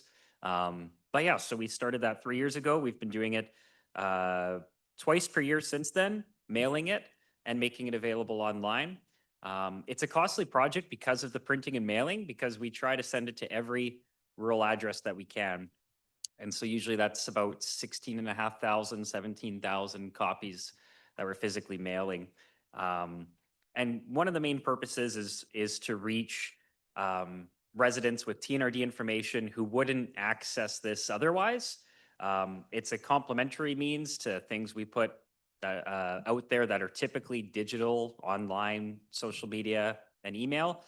Obviously, there's a huge percentage of the population that goes like, what about me? I don't have any of those things. So this is one way that we as staff try to reach those constituents of yours based on your direction. And we create 9 separate, similar but separate versions of this newsletter for each electoral area. We combine M&M because once we started doing it, I found that the like local service updates were quite similar. So the contents are similar, except on the back page, the lower half, you've probably seen there's more localized content that would be more specific typically to your electoral area when there is updates that are that local in nature. And the contents are operational. As you can see, there's a lot of text that's kind of crammed on here just by looking at the front page on the slide here, and the back is pretty similar. So we try not to make it too heavy so that people don't get too overwhelmed by it, and try and make it bite-size updates with different headers and things to break up what you're looking at. And it seems like there's always a lot to include, which is good, a lot of opportunities. Here's just an example of the fall 2025 edition again and what the front and back page looks like. So I flashed area P on the screen. Whichever electoral area you have, the front page will look the exact same except for the title of the area and probably the photo on the right side. And then the back page, the top half, where we have Fire Smart rebate program, sign up for local email lists, your library news, and then the similar but different list of mobile library stops. That'll all generally look the same on every edition. And then those last couple of contents will usually be different. For Area P, we had an update on the Monty Creek Fire Hall and the great event we had in September. And then also the Chase trunk sale, which was, relatively close to Area P. So sometimes there's a bit of overlap, like, the update for the Monty Creek Fire Hall shown on the screen there is also in the Area L edition. Sometimes we just don't have 2 hyper-local EA updates. So we'll share info on some of our main messaging, such as this go around the new ag plastics pilot program. So something like that might be in most of the newsletters as a local content for the fall 2025 edition if we didn't have 2 super hyper local operational updates from staff side of things. So I've talked about how similar they all look, and you don't have to read through this, but I just wanted to flash. Here's all of the contents that we created combined for all of the 9 newsletter editions. There's some that are for all of them, like I say, but as you can see, it's a decent amount of info that we're putting in. Some of these things like Smith Pioneer Park upgrades are for only the area's M and N edition. So some of these are just a full update on something for one edition, and some of them are an update that goes in most, if not all. So that's, writing this, confirming accuracy and timeliness with staff departments for all these things. So the newsletter is expensive to produce, but we find it's an effective means of communication. Canada Post neighborhood mailing, I mentioned it goes to most rural addresses. So we rely on Canada Post and the unaddressed neighborhood mailing. So they send this out like a flyer when we send it to the areas, and their neighborhood mailing maps don't perfectly match our, or probably any TNRD electoral boundaries, electoral area boundaries. So like when we're trying to send something to people in Pasca Lake and Lac Lejeune or Mammoth Lake, it's pretty much impossible to do that without sending it to Logan Lake. Same thing, like people in Ashcroft and Cache Creek probably get this too, because there's no real way to separate that. Some people in Merritt or even small portions of Kamloops would even get this. So I think if we had it perfect, it would be 14-ish thousand editions. And so, with the extra, I don't know the exact breakdown, but we're up over 16,000, closer to 17,000. So many I've talked a lot with other regional districts and comms and their departments about something like this, and most regional districts do something like this, but most of them don't mail a regional newsletter. They just create it usually twice a year and put it online. And as I mentioned, we see value, at least right now, in unless direction was otherwise, for mailing it and reaching people who we don't reach online typically too. There are some, I could think of a handful of regional districts that actually mail it like we do. Most create this but don't mail it though. And then it's not quite apples to apples for municipalities. Like Kamloops, for example, does a newsletter similar to this. And I know in their example, they mail this with their utility bills, and that's an advantage they have because they're always, everyone in Kamloops essentially is a utility customer. So they know they're sending those people mail, and so it costs them nothing to add this on to it. Where we don't have that advantage, of course, there's, we have utility customers, but it's maybe 7 or 8% of our actual residential property owners across the 10 EAs. So we do have to do this separately. And we do also do a newsletter once per year now for our the Waterworks newsletter for our utility customers. So they get something from us. We used to do that twice a year. We've got it pretty dialed now to line everything up financially for that to go out once a year to those customers. So they still get, so we don't include the utility info in these newsletters. We already have that with the help of Tyrone and his team from the Waterworks newsletter. And then for this edition that you have in front of you that we've just put out, it's on our website now. For this as kind of a one-off, we've decided not to mail it. And that's simply due to the Canada Post strike. Neighborhood mailing, like the system we use, like the really only cost-effective way to do this is the unaddressed neighborhood mailing, like a flyer. And that was completely unavailable until October 15th. So what's that, a week ago? They had that down for just over a month because of the strike action. And then the strike action is rotating every day. So, I mean, the odds are this wouldn't be impacted, but we didn't want to take a risk of this somehow not being delivered for when we're giving updates on things in September, October mainly. We didn't want to take a risk of this ending up at people's doors by Christmas, for example. So as a one-off, we've kind of made that decision this time. And to kind of offset that, I've talked with all the libraries, and these editions have been printed, and stacks will be available at all of our rural libraries, like excluding Kamloops. So that's available there too if people, so we're going to include that in our advertising when we put this out. Read it online or pick one up at your local library. That's kind of the workaround. Wish I would have thought of that earlier, because there's no reason not to also ask libraries to have a stack of, for the future as well.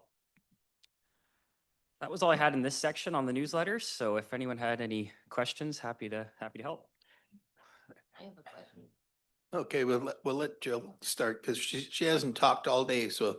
Okay. It's my turn. I just want to say thank you for this because in my area, I've heard lots of comments about, we love getting the newsletter. Especially from seniors, although seniors still have a computer and so on and so forth, a lot of times they're just going up there and checking out who won the hockey game or what the special prices are at the local place, but they aren't hunting around for this kind of thing. And many of them don't do email for some reason. I don't know why, but they don't. So this has been really good and positive, and thank you for that. Okay, who was next? Did you see who was next? Okay, Director Sal. Thank you, Chair. Just stop kicking me, Director Smith. I'm gonna place some more homework on your desk. I'm just mentally thinking of other, municipalities, districts, newsletters. And I wonder if our committee's thoughts on, I see District of Clearwater one, message from the mayor in their newsletter. Do we feel like we want to address our constituents through the newsletter, have a section, maybe without our mugshot?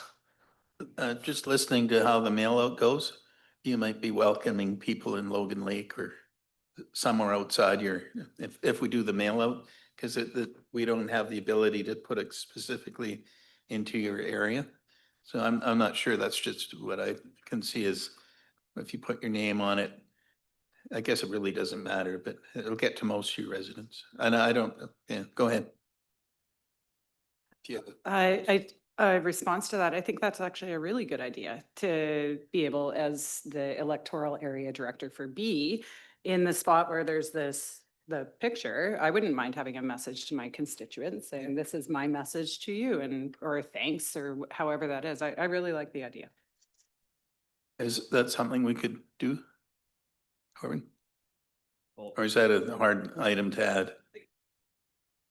And through the chair, it's a good question. I knew that would come up because I've heard from some of you guys at the past about, can we do that? And I've never said yes, absolutely, because the only issue I have is the only concern I see, and I could take any direction from this committee, but there's so much to include, I find, and it's already so text heavy with like so much to include operationally. So it would, we could obviously make anything work, but I would see that as a concern when we have such a hard time reaching people with so many things operationally. Besides this, it's about a $5,500 project twice a year. So we spend, I guess, about 11 grand on this a year. It's a means that we don't have otherwise for reaching certain people, or a lot of the time. So I've tried to keep it operational after the committee gave the direction to go ahead and do this twice a year. So that's the reason that I haven't jumped on that yet, based on the kind of side discussions I've had. So just feedback from me there. I guess there's also the question of timing of reaching out with everybody about time to submit a message and that kind of thing. So I don't know what each director has for their political communications and things like that. And if I'm sure some of you have something similar you might do already.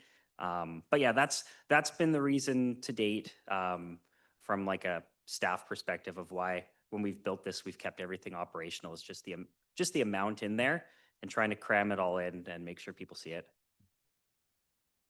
Director Smith, you had a comment on this particular topic? How about a Photoshop picture and contact information? No dialogue, just a picture of your area director and your contact. Go ahead, Scott. I think that's a great idea, Director Smith. I think that might be the way to do it, because balancing the operational information with political message, especially going into the last year of the term, it would have to stop at some point with the election coming up, and then it gets blurry. So doing that and encouraging people to reach out, I think might be the way to do it, because I know most of you do kind of updates on a weekly or monthly basis. Good, thank you.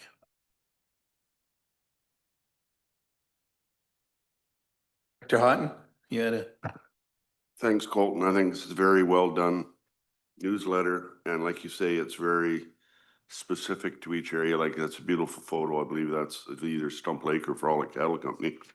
And thank you for adding the agricultural recycling portion. I know there's a lot you could put in there, but I really appreciate that. One of the pet things I've been working on lately is, as have other directors, and they will probably know at the front desk and in Alex's department, is getting our address signs out to all the constituents that are now available free of charge. Is there somewhere here in the follow-up ones that we could put a blurb in there about your nice green and white address signs? Through the chair, thanks for that, Director Hodden. So that is mentioned in a couple of the local updates where there was less for this edition. And I thought I had it on my list to put in all of them for this time. But then just because we decided not to mail it, I thought I'll do something similar in the spring when it's still, it'll still be front of mind. And there's definitely not an issue between now and like May or so of that program being subscribed and stuff like that. So we'll do a more full blast in all 9 editions in the spring. I checked in with GIS on that part too, and I don't know the exact number, but she said they're at almost 1,000 already for address signs. If they were at like 50 or 100, I'd probably think, okay, we need to do this. People don't know about it. But that's one of the things, like, we're happy that people know about it. And that's not counting the people who have called and we've said, sorry, you're in a municipality or a different regional district or a First Nations. So they've been busy, but I think it's slowing down now compared to what it was a month ago. But yeah, we'll definitely still make a point of blasting that out fully in the spring. Director Thorpe? Thank you, Chair. Actually, I really like the idea of having the name and contact information on here. People can reach out. I guess I'm going to have to put a blast on Facebook again for those signs. The other thing I was going to ask is, these newsletters, are they going to go out with the mobile library? Through the chair to Director Thorpe, and yeah, thank you guys for the feedback on the director contact info. Definitely work that in for the spring edition. I don't know exactly how it'll look yet, but we'll do that. And yes, it's in the mobile library too. Perfect. So we reached out to all of our rural branches and the mobile library on that. So Director Grenier? Thank you, Chair, and thank you, Colton. On the one that's for Area J, the mobile library nearby stops, it doesn't mention Tobiano, and I was a little concerned that maybe Tobiano had been dropped. But I see we're still on the schedule, so I don't know if there's an ability to update that, but Tobiano's not on there as a local stop. And then the second thing is, you're having problems with Canada Post. That's part of the reason why we're not mailing it out. We've talked about this Canada Post issue and the addressing and all the rest of that. It's particularly a problem in Area J, Cherry Creek. I'm just wondering if we can arrange a meeting with a Canada Post representative to say, here are the challenges that we're facing, whether it's street signs and direction relative to Kamloops, whether it's mailing, whether it's companies coming to the TNRD asking, do you have a mailing list for this particular area? We've got quite a stack of wants with Canada Post. Does anybody have any comment on that, perhaps? Through the chair to Director Grenier, we can certainly ask for a delegation. I know staff have met with them many, many times. We continue to get the exact same answer, but if that answer is maybe different when they're here in a political environment at the podium, that might be worth our time. So we can certainly see if Canada Post can send a representative at some point in time, maybe to a committee of a whole, so that the entire board can be part of it. We can look at that. Thank you. Any other directors have any questions? Me. Oh, Jill, sorry. You're right. I went to sleep. It's all right. I was snoring. I Sorry. just wanted to say about the newsletter and about putting something verbal from the directors. Then that becomes a director's newspaper. It doesn't become the TNRD for everybody equal. And I'm a little gun shy about a picture because this is an election year coming up. I would rather just see at the bottom, if you want to click, touch base with your director, this is their phone number, this is their email. But if you put a picture on there, you are going to get some naysayers who are going to say, look at that, they're pushing their directors to, and that can be dicey. So my thoughts. You mean you don't want it as a campaign issue? Right. You could handle those out with your picture on it. Director Sal. Thank you. If I may, I just want to clarify why I brought this up. I'm, not leading or lagging, just following what other municipalities do. And I am a resident and I get the municipal newsletter, and every edition there is a message from mayor or councilors time to time. So that was my only reason for bringing it up. Thanks. And they have pictures on there as to who's sending them out? Oh, okay.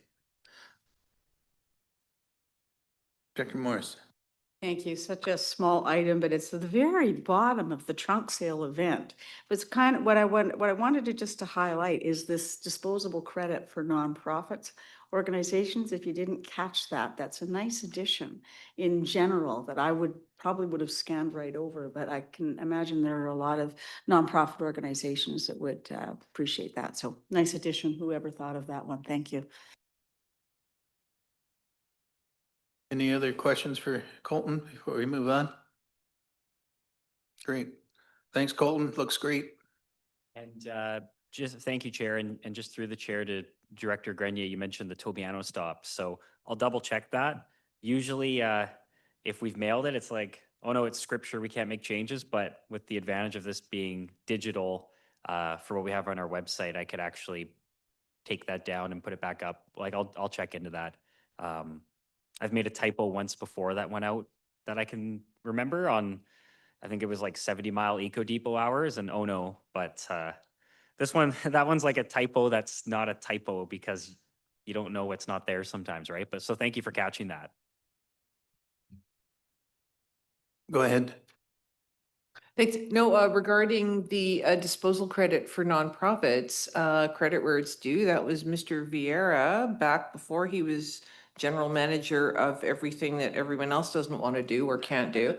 And I'd actually phoned him because one of our thrift shops in Ashcroft was having a real issue with having to pay to take cardboard and things up. And I phoned Jamie and said, what can we do? And he said, well, we're actually working on a pilot program. And this is pre-COVID, isn't it? So that's how I date things, pre-COVID, post-COVID. It replaced, was it before or after we got the cats? So this is my new yardstick for timing. So anyway, thank you to the TNRD and to Solid Waste for recognizing that this was an issue and for coming up with the disposal credits idea for the nonprofits, which I know has made a huge difference to the two in Ashcroft. Thank you. Any other questions? With that, thanks for the presentation and we'll move on.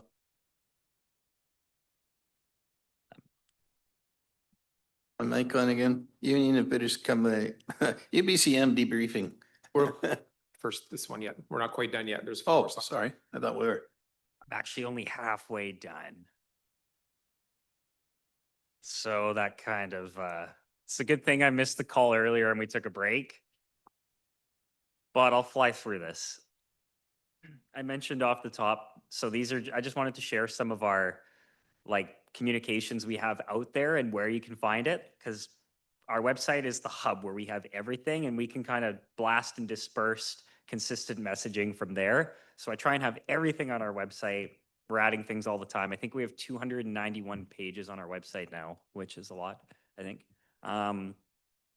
So where to find it, I just wanted to start with our About the TNRD page, because there's a lot on this. We have, and I wonder if I should take the mouse so that I can click on the links in there. Then I'll just make things longer though, so I don't know. Thanks, Justin. Let's see, I haven't done this before, so let's see if this works. If I can get to our About Us page. Okay, there we go. Hey, this will work just good. So this page, we have some general info about the TNRD, its makeup of geography, population. We actually have a map here, and it looks like maybe we need to look at this tech-wise, because great day for it to not be there. But usually you can click on each of our electoral areas and member municipalities, because we have a page for each of those with demographic info, service. Oh, here it is. It just took a minute to load. So you could click on any of these once it's fully loaded and go to area A, B, Clearwater, and find info about those communities within the TNRD. We have info on our governance and links here to services. So flagging this because I've been asked quite a bit, every couple months it seems to come up, our who does what or our tax rate infographics. So we have those stored in a few places on our website, but in particular, they're right here too. So you could click those to find any of those info that we hand out every year at the budget. So that's when you go up here to About Us, about the TNRD. So now I need to go back to my slides, but the thing's in the way here. All right, there we go. And then I mentioned our communities web pages. I'll just quickly go through that. We've made all these in the last couple of years. So you can click on any of these and find info on our electoral areas and member municipalities. Since we don't really do First Nation services, it's just one page for our 25 First Nations, but there's lots of info on there. I'll just click on electoral areas, for example, area A, and you can see this interactive map where you can click on these to get to any of these pages is also here. We have some photos and some general info. We have photos on here of each director and contact info. We have, there it is.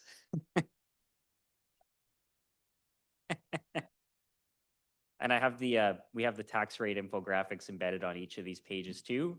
And then you can click on any of the electoral area services to find more about it. Like if you're just learning, oh, what cemeteries is an area A, you could go there and you could see where we have them and stuff like that too. So we try and make everything circular there. Just gonna scan out of that. I don't know if maybe I'll just stop at the end of each slide, Chair, and ask for questions if there were any.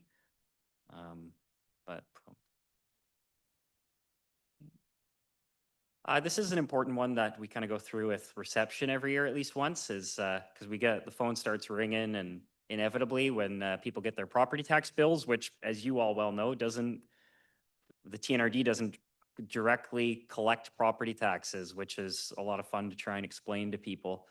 So we have a page with everything people would need to know. So I'll just open it here. You would find that under our budget and finance section. So you would go here, and then our page is property taxes here. And so there's info, you have drop downs, like if I live in an electoral area, how do I pay my taxes? And we explain that we don't collect taxes. If you read through it, there's links to pay your taxes online through the province's portal.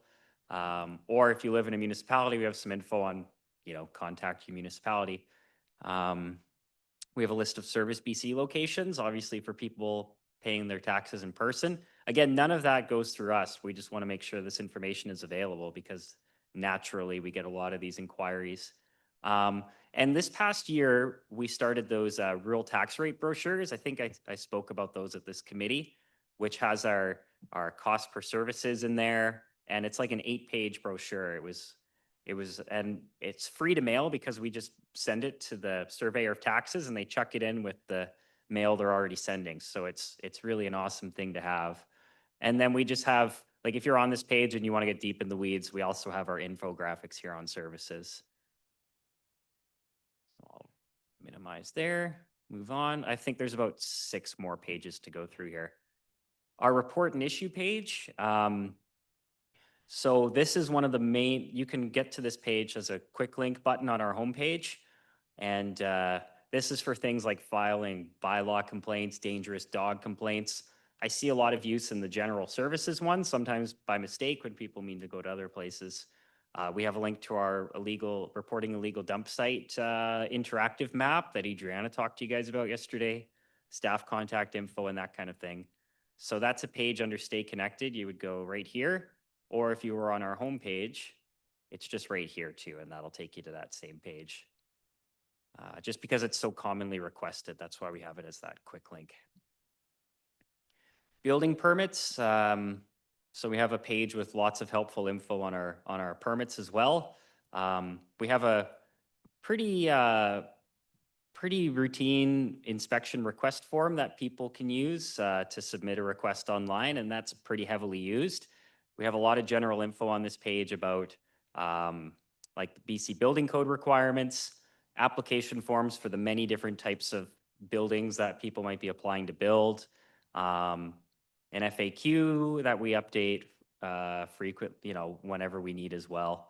So there's lots on this page, and I know this is one of our most heavily used pages on the website. And I believe this one also, if I go way back up, yes, so this is a quick link on our homepage too. So between realtors and people building in general or developers, this gets used a lot. Planning, so similar to building permits, our planning page gets a lot of use and as well, like one of our most heavily used sections of the website. So everything that you would need to know about zoning and looking up your zoning, you can reach on this page by clicking in a couple of these spots, right here as well, sorry. So then we have, again, general info, kind of like an FAQ on things you'll need to know if you are planning to build or planning to apply, sorry, for all sorts of different kind of building uses, whether it be additional dwellings like you see open there, temporary use permits, manufactured home parks, rezoning or OCP amendments. That's all there. I know our planning department does a lot of work to help customers through that as well, which Alex could attest to, I think. Just wanted to throw in something on solid waste and recycling because we have a ton of info here, like endless info. I mean, solid waste is our biggest service. So here's our main landing page where we have quick links to a lot of our main pages. One thing that's quite interesting is our solid waste sites pages. We're going to be updating this pretty thoroughly probably in the next few months, but we have pages for each of our sites. So if somebody wanted to go to one of these, let's say 70 Mile House and ended up on this page, we're going to be changing all this because the display is kind of horrible for how much good info is on here. But there's hours, accepted materials with a list, and a list of payment methods, site address, and these info sheets that are printable are really handy. Also a bit outdated, with everything that's on these page spread out onto an 8.5 by 11 sheet of paper. So there's a lot of potential to improve this. And but it's all there. And then we have, if I go back, where was I here? I'm going to go back to garbage and recycling where it took me. So there's a ton of pages, like between our construction and demolition pages. Waste section is brand new with our toolkit and lots of other things. Composting, hazardous waste, this is fairly new too, especially with our household hazardous waste depot. Curbside collection schedules if you're in one of our areas. We have our mandatory recycling that applies everywhere, and there's a full list with tons of info on this page on what you have to recycle. Our what goes where tool, reuse, which we've done a lot of work on lately, and again, our report illegal dumping, interactive map. And there's even, tons of more pages within these pages for some of the more specific stuff in this section. Quick links to commercial accounts here, places that sell Eco Depot punch cards, which are very few now because they've been phased out. Topping up your reloadable Eco card, you would do it by clicking right there. So there's lots there. And that was just, already went through that. Water sewage, we have a lot of info online, and we've continued to add to this a lot since I've been here with info for our utility customers. We have a disclaimer on there about Q3 utility bills with the rotating Canada Post strike. But we have pages for each of our water systems, each of our sewer systems, and a ton of info within there too. So people can do things like apply for water on off, find info on how to pay their bills, things and all the different methods for paying your bills to the TNRD. You can apply for connecting to a water system through here. You can find any current void alert notices linked on this page. And then if you went to each specific page for our water systems, it gives you different background info on the systems themselves. We'll link any ongoing notices on these page too, info on watering restrictions. And so all of this general info on all of our utility systems is out there for people to consume. This isn't something we do, but we hear about a ton, and I'm sure the phone will be ringing in a week or two. Like, I'm sure any one of you, when you do public meetings or go talk to people, and they're like, why haven't you fixed our roads? But we don't do that. What do you do then? Go look at all the other stuff I just showed you. That's what we do. So obviously trying to answer those questions as best we can through things like our infographics and who does what and stuff like that. But we do have a page on road maintenance. A lot of regional districts say, just so you know, the RD here, XRD doesn't do road maintenance. It's provided by so-and-so, contact them, because a lot of RDs are smaller than us. But for us, depending on where you are, there's like 5 different contractors in our area. So we can't just say in a nice short snappy post, contact so-and-so. So what we've done here is we've taken all the provincial info, or we've explained who looks after what roads in our region. Short answer is if it's outside of a municipality, it's always the province through a contractor for within the TNRD. In some RDs, there's like through national parks, roads are actually federal, but so we have links here to provincial info on boundary maps for each service area. So if somebody said, I'm in Pritchard, who does my road maintenance?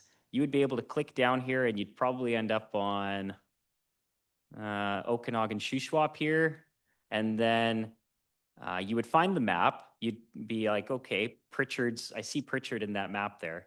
And if I go back to the page, okay, so then you find out you're in service area 13, and then you say, who's my contractor?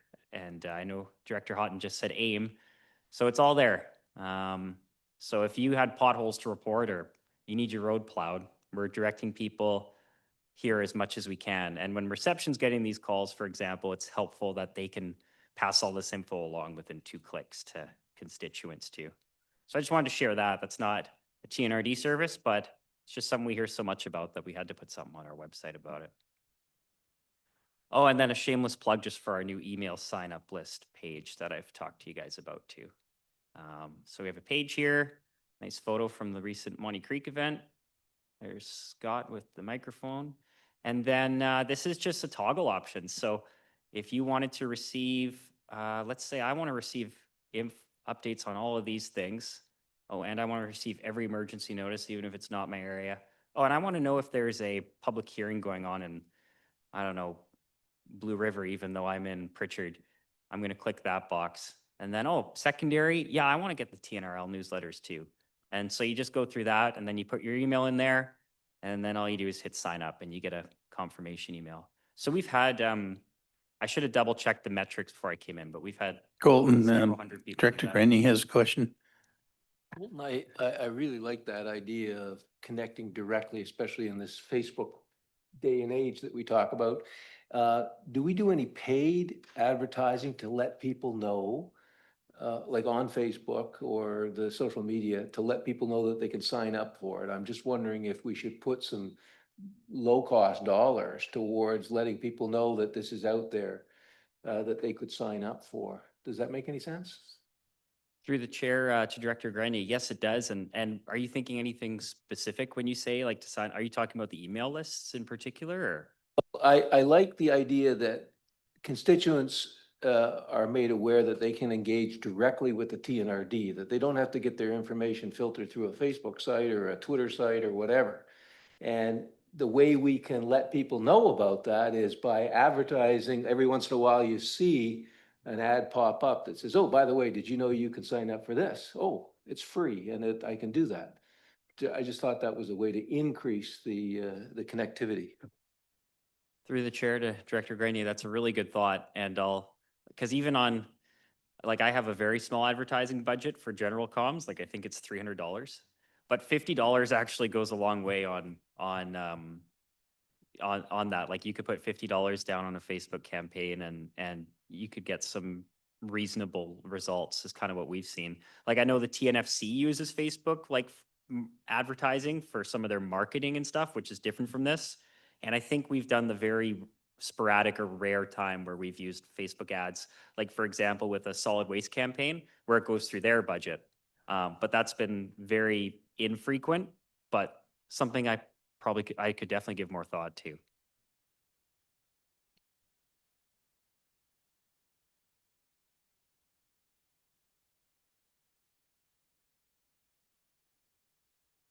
And that's all. So I'll send it back to the chair.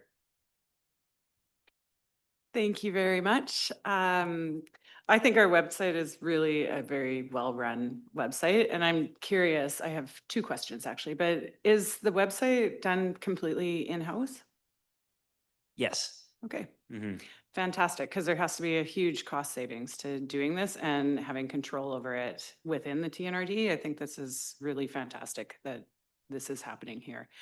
My other question is regarding the taxation page, like when I go into the tax rate by service infographics, one of the things that is not included is a link perhaps, or something that would directly show people what the cost of water is.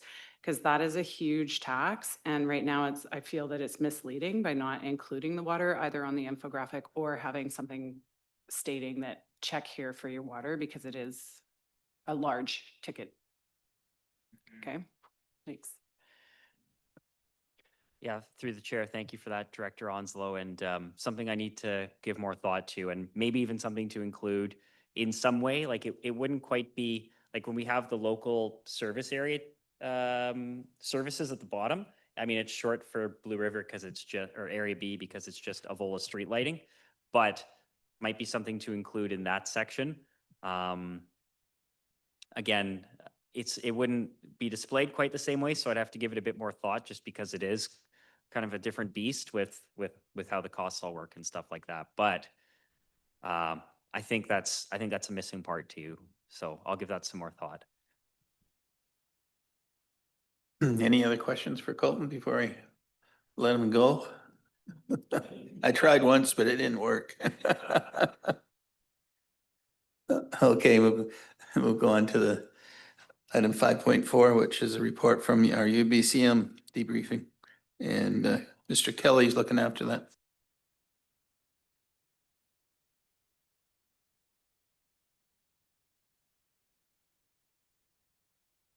Yeah, thank you, Chair. Just waiting for my slideshow to be pulled up here. So similar to 2024, when we debriefed UBCM with this committee, just wanting to do the same again this year, provide some context for all of the meetings that were had throughout the week. It's officially, I think, now a month ago, which is hard to believe. But yeah, just wanting to provide some context for those of you who weren't able to attend every meeting, kind of some suggested next steps, and then also at the end to talk about kind of anticipating UBCM 2026 and the need to kind of realign our advocacy going into the last year of the board's term. And is this gonna? Oh. Okay. Yeah, so basically just what I said. Yeah, so UBCM 2025, I think it was overall successful. The consistent message certainly, and you'll see this reoccurring throughout all of the slides, kind of referencing each of our meetings, is that the province has no money and aren't able to fulfill a lot of the requests that we were making. So a big thing moving forward is certainly wanting to perhaps look at changing the way that we're asking for things, changing what we're asking for, trying to get to yes with the province. I do recognize, and I heard from a number of directors, 22 meetings over 4 days is a lot. And if there's ways to change how we're going to do UBCM 2026, perhaps looking at a different approach to the meetings that we're requesting and taking on, and making sure that we're using our time wisely.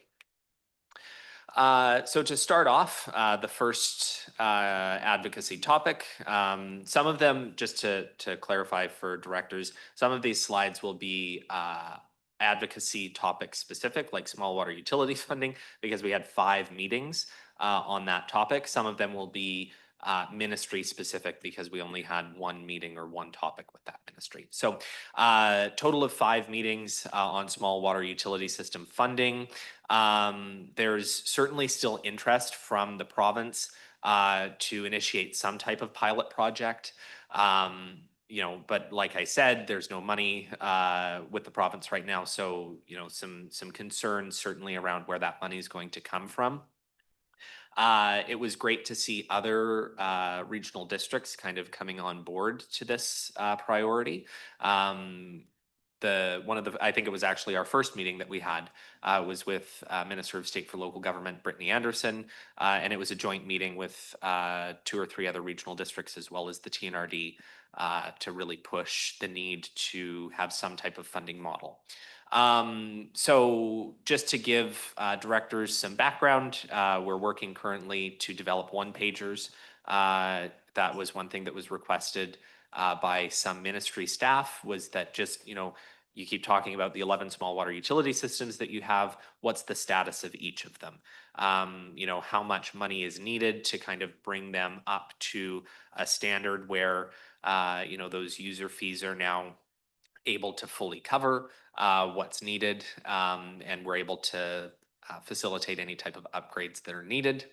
You know, like I said, and this is another reoccurring theme, not only does the province not have any money, but if we just keep leaving it up to the province, asking them to solve the problem, we're probably not going to get a solution. You know, there's hundreds of local governments and First Nations in the province. A lot of them have fairly similar requests of the province. And, you know, if we're just coming to them saying that we need a solution, we're probably not going to find it. Certainly don't want to, you know, hand the province something on a silver platter. You know, it would be nice if it was something that they could develop and determine is actually going to be feasible. But, you know, still wanting to perhaps provide some parameters so that the province is able to actually action it. This is a topic, you know, talking about realigning advocacy. This is something that there's been no ministerial direction for, so it is going to be something that we're taking to our advocacy tour at the end of November. But again, before we meet with those ministers, really wanting to make sure that we're aligned on what it is that we're asking for, changing our ask, and trying to make sure that we are aligned with ministerial mandate and that we're also, you know, trying to work towards a solution with the province. So that's small water utility funding. Perhaps I'll just stop at each slide if there's any questions or comments. Director Grenier, you had a question? Thank you, Chair. Just on that point, I heard at a few of those meetings, when we asked for additional money, they were saying, how much is it that you need? And so this idea of giving a dollar figure for each of the 11 that's based, I think, on our earlier topic about reserves. We're building up a reserve, but we need this dollar figure, because I think they were trying to put their head around how much our ask was. Yeah, go ahead. Yeah, I can speak to that one. It's something that we're in the works and that Scott and Corbin have asked me to start working on, of trying to, so the background is we had a number based on the original advocacy work that started about 4 years ago, but what we want to do is kind of update that based on the asset management work that we've been doing. So in the works, hang tight. We're working on getting a better number, more up-to-date number for that. I think it's also worth mentioning just off of that also that this is something that should probably also be advocated at the federal level, in terms of, you know, local government utility funding. That's something that we're seeing FCM talk a lot about, and changing the fiscal relationship between local governments and the federal government. And I know that that was also something that was referenced by a few ministry staff, that perhaps there's a need for the federal government to also play a part in providing some type of funding model to regional districts for this. There's no other questions. I'll move on to the next slide. Agricultural Land Commission. ALC is reluctant to accept TNRD recommendations to improve process. You know, and it's certainly a struggle, I think, every time we request meetings, specifically with the Ministry of Agriculture, who oversee the Agricultural Land Commission, because there's similar to what we were talking about with BC assessment, right? The ALC is at an arm's length, but they're still governed by provincial legislation that's managed by the Ministry of Agriculture. So there's a challenge there. You know, of course, the ALC is understaffed. That plays a huge role in them not wanting to change too much, because they're, you know, barely able to keep their head above water as it is. They were accepting of some suggestions to some change in requirements. I know that that was part of the conversation, especially with the Minister of Agriculture that we had. You know, that perhaps there's some different ways that we can do things within the existing legislation, but that the goal to change legislation is not something that's on the horizon for the ministry or the commission at this time. The suggested next step around this is to, you know, kind of take a time out and see where things are at. Certainly want to work with Mr. Kraus and the development services team to make sure that they're aligned on what it is that we are asking for. Is there a way that we can change our ask again to try and get to yes with the province? So that's a summary. I attended the ALR session they had, and right now they have a, what they call it, the premiers, similar to what we did with our fire protection, and that's ongoing right now. But what I got out of that particular meeting is it might be a little bit more onerous once they go through all the problems they're having with approving ALR land being in or out. I'm not sure when that commission is finished, but I think there's going to be some more different legislation around ALR land. It was quite an interesting session, that one. But that's what I got out of that. So I don't know when it's coming. It might be something you could look at and see. Thank you. Yeah, thank you, Chair. And absolutely. And I think that, you know, there's challenges existing across the province. You know, the TNRD is not alone in our challenges with the ALC. So I'm glad that you're right, and thank you for raising that. And I'm glad that they're, you know, starting to take a look. I think the other challenge is that the majority of their staff are currently also on strike.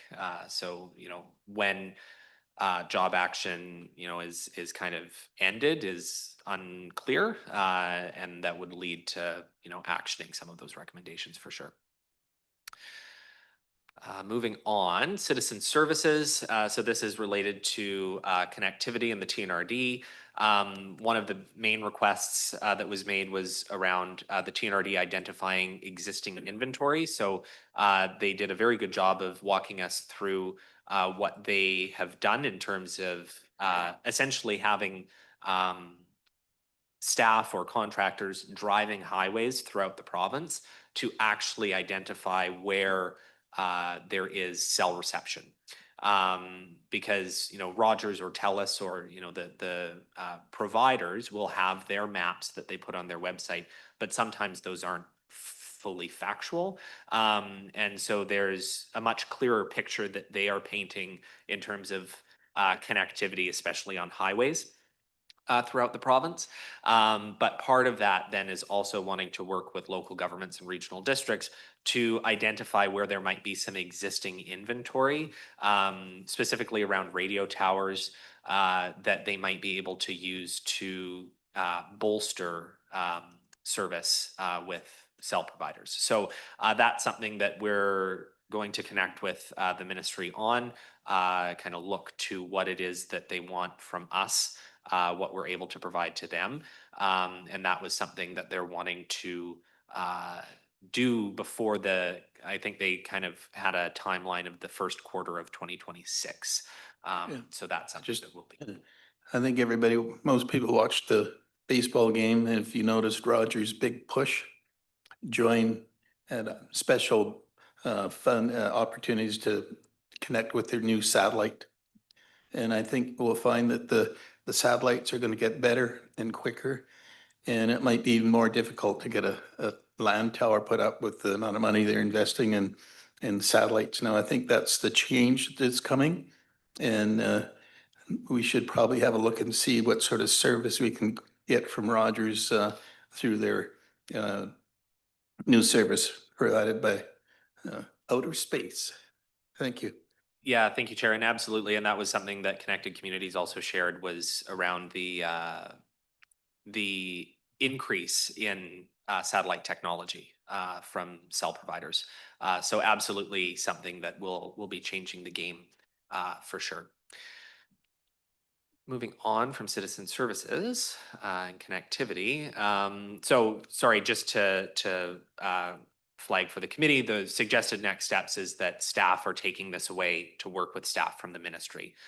This isn't something that we'll be taking to Victoria on our next advocacy tour, because I can't imagine that that much is going to change in the next 3 weeks. EMCR, specifically egress route maintenance. We've had a commitment for quite some time from both EMCR and the Ministry of Forests to work with assistant deputy ministers and deputy ministers on policy changes. So again, this is something that a lot of work has been done at the staff level. Now it's that need to change policy. And so certainly going to connect our appropriate staff with ADMs in both ministries, EMCR and forests, to action this further. So again, not something that you'll see at the advocacy tour at the end of November, because it's something that staff are able to action outside of that and be able to work more on that at a staff level. If there's any questions, if not, moving along, exact same thing from the last one, but around Ministry of Forests. I think this is the last one before I get into some EA specific advocacy, but around public safety and Solicitor General. There's certainly interest from public safety to start enforcing out of province tickets. That was, there was 2 pieces to the highway safety file. One of them was improved infrastructure. We've seen the Ministry of Transportation take our recommendations quite seriously, make improvements, add to the 5-year plan for where they're going to make improvements on the highways throughout the TNRD. So transportation is, ongoing at a staff level. But when it comes to out-of-province ticket enforcement, there's a need for the ministry to sign on to some accord. There's a few different options that other provinces have that are able to then, have tickets that you receive on highways in British Columbia follow you to your home jurisdiction, be it Alberta, Saskatchewan, Manitoba, Ontario, wherever. So there is interest. The RCMP is also interested in pushing this forward. The recommendation from RCMP was actually to connect with the Chiefs of Police Association here in BC to see if there's some alignment with the advocacy that they'll be doing to the provincial government to increase highway safety. So that work is ongoing.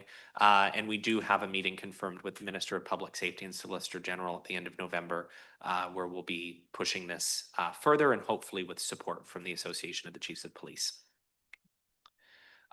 Sorry, this is the last one. Around the Cancer Center and the Catheter Lab, we had 2 staff meetings, one with the Ministry of Infrastructure and one with the Public Health Services Authority, as well as Interior Health. I know that, there was a lot of different answers depending on who we were talking to, based on, what it is that they're willing to do when it comes to the Cancer Center or the Cath Lab. The one commitment that we did receive was that the Public Health Services Authority is willing to provide us with data regarding catheter lab visits, as well as PET-CT visits of Thompson Regional Hospital District residents that have to receive those services outside of the TRHD. So we'll be connecting with them to receive that information. Once that data is received, certainly wanting to work more with the hospital board to develop some type of advocacy plan. And as well, the meetings have been requested with the Minister of Health and the Minister of Infrastructure for our advocacy tour at the end of November. EA specific advocacy. So Crown land misuse was a big has been a big issue for Director Morris. It was unclear, I would say, as to who was responsible for enforcing it, whether it's Water, Land and Resource Stewardship, whether it's the Ministry of Forests, Ministry of Environment. So there's some work that certainly needs to be done there at a staff level to kind of determine who's responsible and who we can push it to next, because I think Ministry of Forests certainly wants to pass the buck. DFA funding, I know that there was conversations with Director Thorpe and ministry staff to connect around receiving further information. The actual getting it in writing in terms of who was denied. Insurance is a big piece to that. Municipal boundary expansion with the Ministry of Housing and Municipal Affairs. We heard that that was certainly something that they hear us on, but that, the legislation, well, it doesn't explicitly say that a electoral area would have a veto power to be, incorporated into a municipality. The ministry would not accept, any changes without approval of local residents or EA residents specifically. Tiny House Warriors, I've connected with staff outside of our meetings. We do have a meeting confirmed on November 3rd with Assistant Deputy Ministers from the Ministry of Transportation and Water, Land and Resource Stewardship. That was part of that meeting. They, said that in the coming months, they should have a clear answer in terms of what the next steps are around that. I'll pause there. I don't know if there's anything else on EA specific advocacy that folks want to. Director Thorpe. Okay, so we had the issue with fire smarting on Crown land, and we had the EA advocacy part that were both discussed at UBCM as well. Has there been any follow-up? No follow-up to date, but I will make a note to do so. Director Houghton. Oh, you got another one? So supplemental a little bit on the EA advocacy, maybe I can help you a bit with that. So SILGA's Southern Interior Local Government Association is also looking at the EA advocacy piece and the communication piece to try and improve that with the provincial government. And the next EA directors SILGA meeting that we have quarterly by Zoom, we do have, I believe his name is Evan Smith. He's the senior advisor for Brittany Anderson, and he'll be joining us on Zoom to discuss this issue. Sorry, Chair, if I can, through to Director Thorpe. Yes, go ahead. I apologize because there actually has been follow-up on that file, and I had it under a different name and forgot to add it to the slide, so I apologize. But as part of our advocacy tour, we have also requested a meeting with the Premier and are working closely with his office to try and secure a meeting on that specific topic around communication from the provincial government to local elected officials and ensuring that electoral area directors are included in communication from his ministers. Director Houghton. Thank you, Mr. Chair. I'll make this short. On Monday, I had the opportunity to meet with Graham Schimpf and Sam Pentilero, I have a hard time with that name, from Ministry of Highways over an issue that I'll bring up a little later, but I brought up the issue to them about where we're at on the chain on, chain off area that I've been asking for on Highway 5A at Cardew Hill to south of Kamloops. And to me, that's a major safety want in our area. And like I said earlier, the ministry has decided to maintain commercial truck traffic on that highway. Plus, they've expanded some services on the highway. And what Graham and Sam asked me if we're going to Victoria is to like you said, Doug, don't ask for the moon. Just tell them that we've located the land. We've got the land available. It's all on Crown land. We don't have to buy any private land.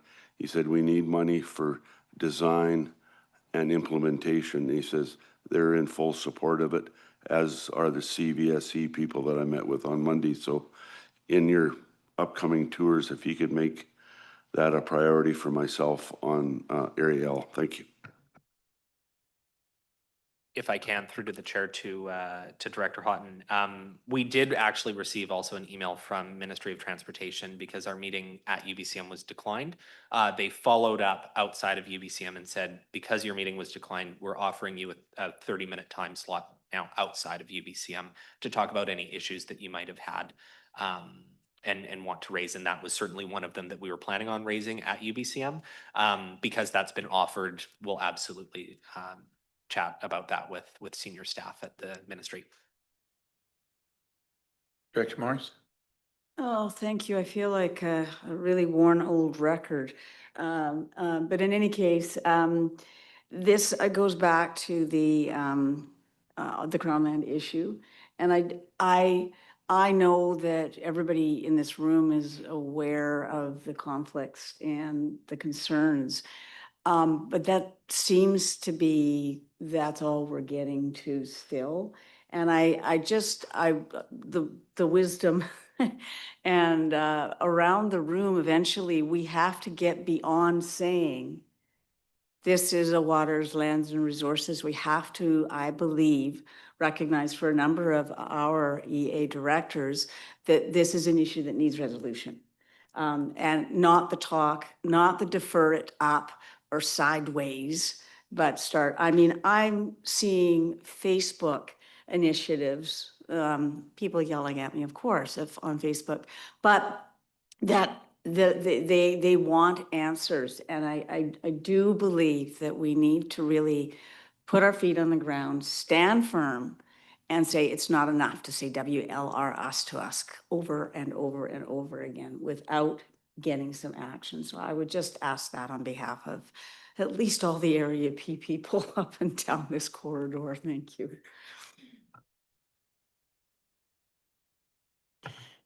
The other lead. Yes, thank you very much.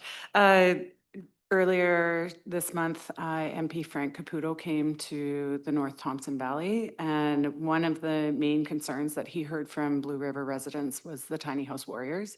And so I'm curious if you could reach out to his office, because he was going to do a follow-up letter, and let him know of your advocacy and who you were going to be speaking with, and perhaps you can take a letter from him to that meeting as well. And as well, if the eviction notice from Simp First Nations or something, some other form of backup or a new update from the nation. And again, just to echo what Director Morris is saying, people are sick and tired of this government not doing and upholding the law of the land. And it's getting out of control. And my community has completely lost faith. Okay, thank you. So, Director Grenier, I knew there was another. Thank you, Chair. We did meet with the minerals people, and there was two issues. One was a reinstatement of the Tobiano Mineral Reserve that had been set up 20 years ago that they arbitrarily canceled. And the other was the liaison with our planning department, so that when they're going through official community plans and the section comes up about mineral reserves, that there's actually some dialogue. We've been reaching out to them, but it hasn't been reciprocal. And I think in order for our official community plans to be complete, we have to have that dialogue and that discussion. Thank you. Okay, did any directors have any other concerns? I'm afraid was that the end of your presentation? I have like 3 more slides. Okay, I didn't want to shut you down. Thank you. No, I appreciate it. I just, you know, I mentioned at the beginning of my presentation around advocacy moving forward, you know, and certainly recognizing that there's now, I think we're like 11 months and 28 days away from the election. And, you know, really wanting to hone in on that last year of the board's term and make sure that there's some successes for advocacy relating to your strategic plan. So, you know, there's there's been a multitude of advocacy priorities that have been actioned at a staff level, making them almost complete. And we ran through a few of them, where those working relationships with ministry staff are proving to be very successful.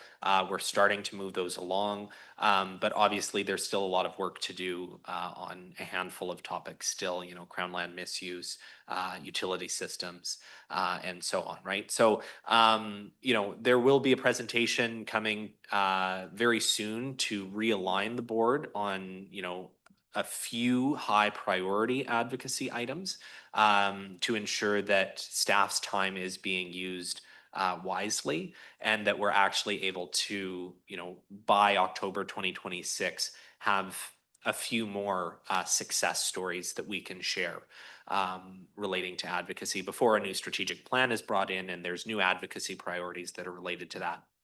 I would anticipate that some of them would still stay the same if we can't get them anywhere before then. But just a quick reminder around the advocacy framework, is certainly wanting to ensure that there's priorities set, that there's a clear background created, that there's a clear ask of the province. And I know I referenced that a few times about, having that ask that is clear of the province, and not wanting to use what processes we've done in the past. And I know that that was a conversation at a previous meeting about, okay, maybe we don't need to send 5 letters. It can just be a meeting with a minister. And so certainly wanting to change the way that we do that and ensure that we're being successful in our advocacy moving forward. UBCM 2026 is planned. Oh, I apologize. That is incorrect. It's in Vancouver from September 14th to 18th, not Victoria. And like I said, certainly wanting to make sure that we have a few advocacy priorities that are the top ones for the regional district and for the board, and that, instead of 22 meetings, we have 6 meetings, but they're really, drilling down into the specifics of what we need from the province to, be able to get something out of them. I would love to see, 6 meetings where they're just a victory lap because the ministry has given us all the money that we need and, we have no more problems. But I know that's wishful thinking.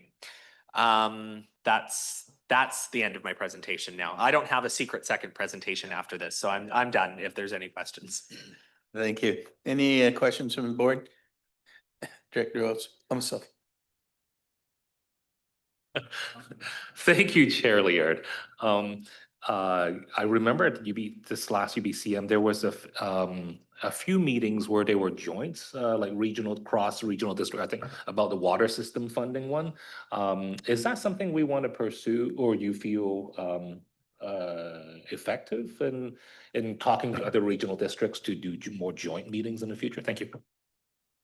Yeah, through the chair to Director Sao. I think it depends on the issue.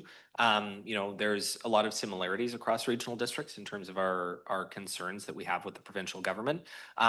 Where it makes sense, of course, joint advocacy, I think, is certainly more powerful. And we've certainly seen that, perhaps not with other regional districts, but with other local governments, member municipalities of ours, or even local First Nations, where we're able to advocate jointly. And it's certainly more powerful for the minister to see that this is a concern of multiple governments. I think when it comes to working with other regional districts, sometimes their capacity is much lower than ours, and so that's another concern. That other regional districts many regional districts don't have a dedicated staff member that would be my direct counterpart. It's often the CAO or the general manager of the specific department. So that would be another concern just to think about if we're wanting to pursue joint advocacy, is the capacity to be able to do that from other local government partners. Director Smith. Thank you, Chair. Just wanted to get a kind of a personal opinion from Corbin on the effectiveness between UBCM and the individual advocacy tours that you guys do. And I know they've just kind of started and you're just building better relationships with that team that goes down from time to time. But my impression is that I think it's more effective for chosen few to be at those meetings that sometimes you've mentioned are anywhere from 30 to 45 minutes. So and this is my first term, so I'm not the expert on it, but I call it speed dating, and I was never good at it when I was younger, so I would just like to put it out there that would we consider taking some of the funds that are used to send all of us to UBCM to possibly alternate some directors or people that maybe not want to go every year and or maybe don't have any specific issues to be down there, that we could alternate 2 or 3 or 4 directors every second year and take that funding to make sure that we send the proper group down to Victoria on a more regular basis.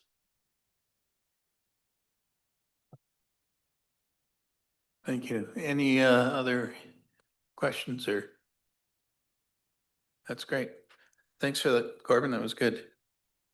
So moving on, we have Director Grenier's addition to the agenda, if you want to speak to that. I'll make it real quick. This was rural gravel roads. Last Thursday, I also had the opportunity to meet with Graham and Sam from the Ministry of Transportation, also Argo Road Maintenance, the two Justins. We were up the Tranquil Chris Creek Road all the way up and then up to Red Lake, so the Chris Creek Road part. So that was, we probably traveled 40 kilometers in one direction and then back. During that meeting, and I was in the car with Graham for a good 4 hours, we talked about funding, and he raised, as he has with Director Houghton, that they have $1.5 million that they are allocated for gravel roads within the TNRD from down in Merritt and then the part that Argo Road Maintenance maintains, $1.5 million to do all of the gravel roads in our area each year. He says we do bring in other pots of money that are our discretionary amounts, but the main amount is $1.5 million. And he was saying they could use a lot more than $1.5 million. That was Graham. Sam said, yeah, about 20 years ago, there was a huge push on by the provincial government to build or rebuild all of the gravel roads. But since then, it's been crickets on the gravel roads. So what we're seeing is the deterioration over the 20 years of the gravel roads with only $1.5 million that can be allocated to it. One of the one of the asks of us as the TNRD, when I said, is there anything we can do? And it obviously was to advocate for something more than $1.5 million, a bigger amount that could then cover off areas. And Usoff, your area came up, and Doug, of course, your area. And it was all of the areas that Argo had been maintaining. So it didn't include Jim's area, but the concept of increasing that pot of fund for our local Ministry of Transportation, local being Kamloops. Then there is this piece of equipment that Doug is quite familiar with. It's towed by a very heavy duty tractor. It's a pulverizer. And what it does is when your road is deteriorating, you've lost the top surface, and now you're down to the road base, and it gets very, very bony and bumpy. If they grade that, they rip the heck out of the road. So they're reluctant to do the grading on the very road that everybody's complaining about is bumpy. But if they take this heavy duty piece of machinery and they pulverize that base, they literally take those big bony sections, turn it into gravel. And then the solution after that is to put 5 or 6 inches of gravel on top of that and stabilize that base. So it's a rebuilding of the base essentially, and then a capping of it. The problem is that this piece of machinery that in this case Argo owns came from up in Fort St. John. It was shipped down here, and it is sparingly used throughout the system, and it costs a lot of money, part of this $1.5 million. So if we want, as a certainly as an EA committee, but also perhaps as the board, to put a push on that helps them help us on that 1.5 million towards gravel roads. And then also maybe get some kind of a commitment that pulverizer machine spent a lot of time on our roads. That might be productive for our constituents, might be more productive than than other initiatives that we've tried with Ministry of Transportation. So that's the update on regional gravel roads. Thank you. We'll have, it's 12 o'clock. Do we need to have a motion to go past 12? I just have one item that I Flu added. clinic. Pardon me? How many the members are going down for the flu clinic? Not And sure who. it goes till 1 o'clock, is that correct? Yeah, it goes till 1:30 actually, Oh, but okay. I had added something to the agenda Yes. as well. Yeah. So, I guess we'll have time we'll finish off and then you'll have time to go down and get your flu shot.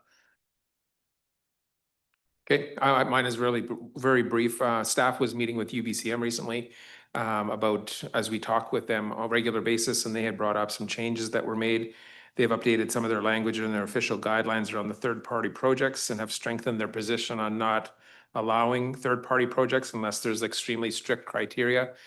They sent us the new, which I've copied in all in your blue folders. They gave us the 24-page document that on project requirements, and we wanted to just make sure that the EA directors and the board were aware of this change as it just was kind of shared with us in the last week. So that's simple as that. It's all in your blue folders. If you have any questions, I'd totally up to you. Thanks, Scott. Yep. So is roundtable discussion? Go ahead, Dr. Houghton. Two quick things I'll just add is on Monday, like I mentioned, I met with Graham and Sam, but I also met with the folks at the westbound Kamloops Scales, and this will probably interest you, Chair Laird, is in one of the things they have done on Highway 5A to increase safety is they've installed what they call a weigh-in motion bar down on the Nicola Ranch corridor, right on the straight stretch going into Merritt. And it's, if you travel that route, I know Usoff and I did, and Jill, when we're going to UBCM, you'll notice a big patch of fresh black pavement in the straight stretch and this great big overhead, big arm above you. And what that is that when a large semi truck goes over it, it'll weigh each axle. It'll not only give you the weights of the truck, it'll take a picture of the truck. But what it really does do is it'll identify any faulty tires on the truck. So at either end, whether it be the Knutsford end or the Merritt end, they could grab somebody to pull that truck over and get it repaired. And they don't use it as a ticketing item as such to run out and collect, overweight trucks. It's being used as a safety issue. And I found it very entertaining on what it does. And they've installed it on this road. And I believe there's one at Tijon Cache and maybe one or two others. And that's all I wanted to report. We had a good meeting that day, as Director Grenier did up. And my other quick question to Alex Alex Kraus was, at the time of an issuance of a building permit, does the applicant get a complimentary address sign so that we're not chasing these signs years down the road trying to get people to put them up? Is that part of the package? And if it's not, can we add it to the package?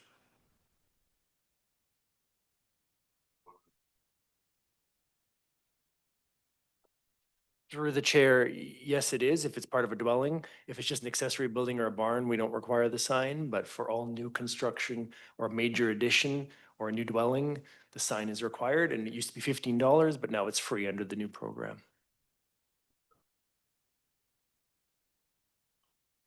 Anybody else have any new business?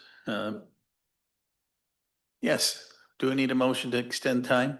We certainly do. Thank you. If you could please do so, and then we can get a vote from the members of the committee. We need a mover and a seconder. All in favor? Great, thank you. So Director Thorpe. Thank you. Couple of things. I did mention about the EA quarterly meeting. I'm hoping everybody attends. It's our chance to have a chat with senior staff and see if we can do something with the EA advocacy piece. We had an issue with the Lytton ferry cable. It broke. And the ferry was out of commission for a couple of weeks. It was particularly challenging for the West Side residents because at that time Highway 12 was being repaired and it was open 1 hour during the middle of the day. So we had people driving to Lillooet and then trying to figure out how the heck to get back into Lytton.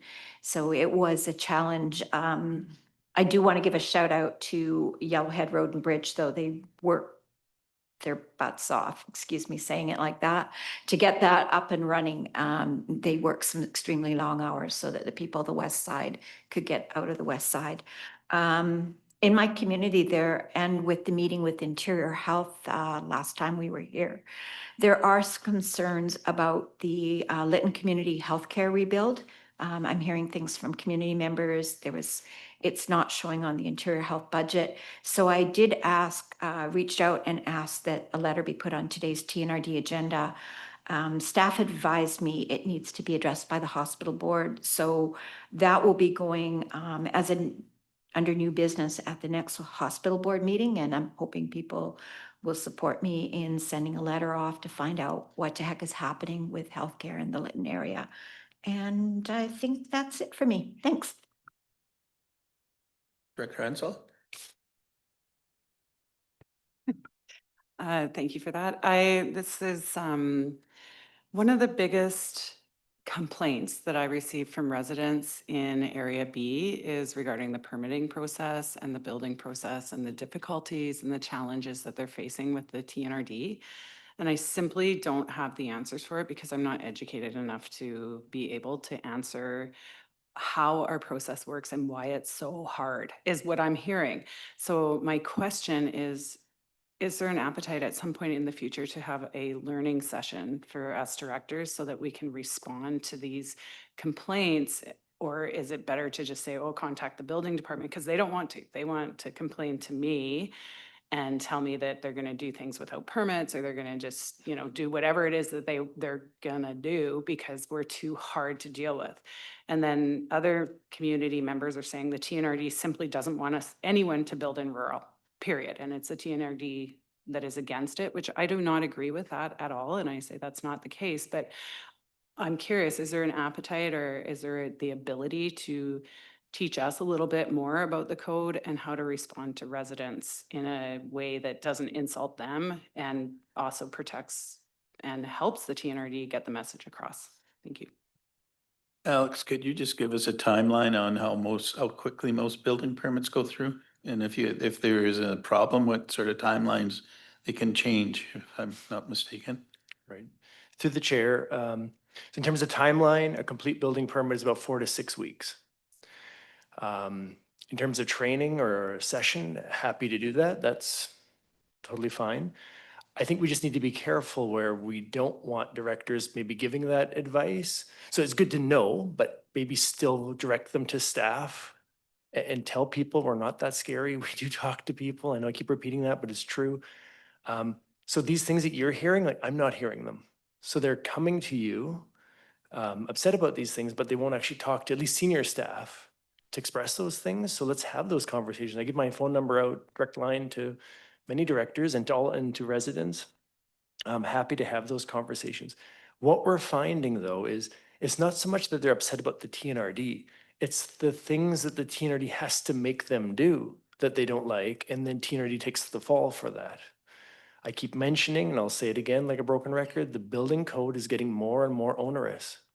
When we talk about advocacy, push for that. Please talk about how difficult it is to build in rural areas. So yes, sometimes even as staff, we feel like we're throwing the book at people when they come in, because we are. It's 2 catalogs of code that we have to throw at people. And then what we hear is if I have to go through all these things and the ALC and all these other requirements, then I'll just build without a permit. We hear that all the time. And every board meeting, we have at least 2 notices on title. There's more of those coming. And so I don't have the solution, but I'm aware generally of the problem. But when I look to isolate the problem, it's not that our staff are onerous or we're not processing them fast enough. It's that a certain segment of the population does not want to have to meet all the requirements and the costs associated with it. So hopefully that kind of clarifies that. But again, happy to have a session where we can talk out some of these things and tell you what we're seeing and hear back from area directors. Because if you're hearing things on the ground, please let me know so that we can try to address it. And if it is us, let's fix it. Thank you for that. I think I'll just have a conversation with you offline about this. Yeah, thanks. Director Scott. Really sorry, guys. I'll make this quick. On that topic, I wasn't gonna say anything until Director Onslow about building codes. Just sharing with the committee, I have reached, had a conversation with Mr. Hildbrand and Mr. Kraus about advocacy on building code. Because similar to what Mr. Kelly said earlier, it's easier to advocate when I have a meets substantial, suggestion to go to the province.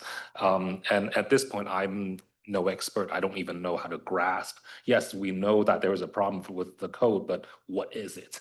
But I just, again, sharing with the board, I've delayed that conversation because I feel bad taking an hour of Mr. Kraus's time when he is dealing and his department is dealing with all these issues. So yeah, that's maybe this can be a broader meeting, not just me and Mr. Kraus. Thank you.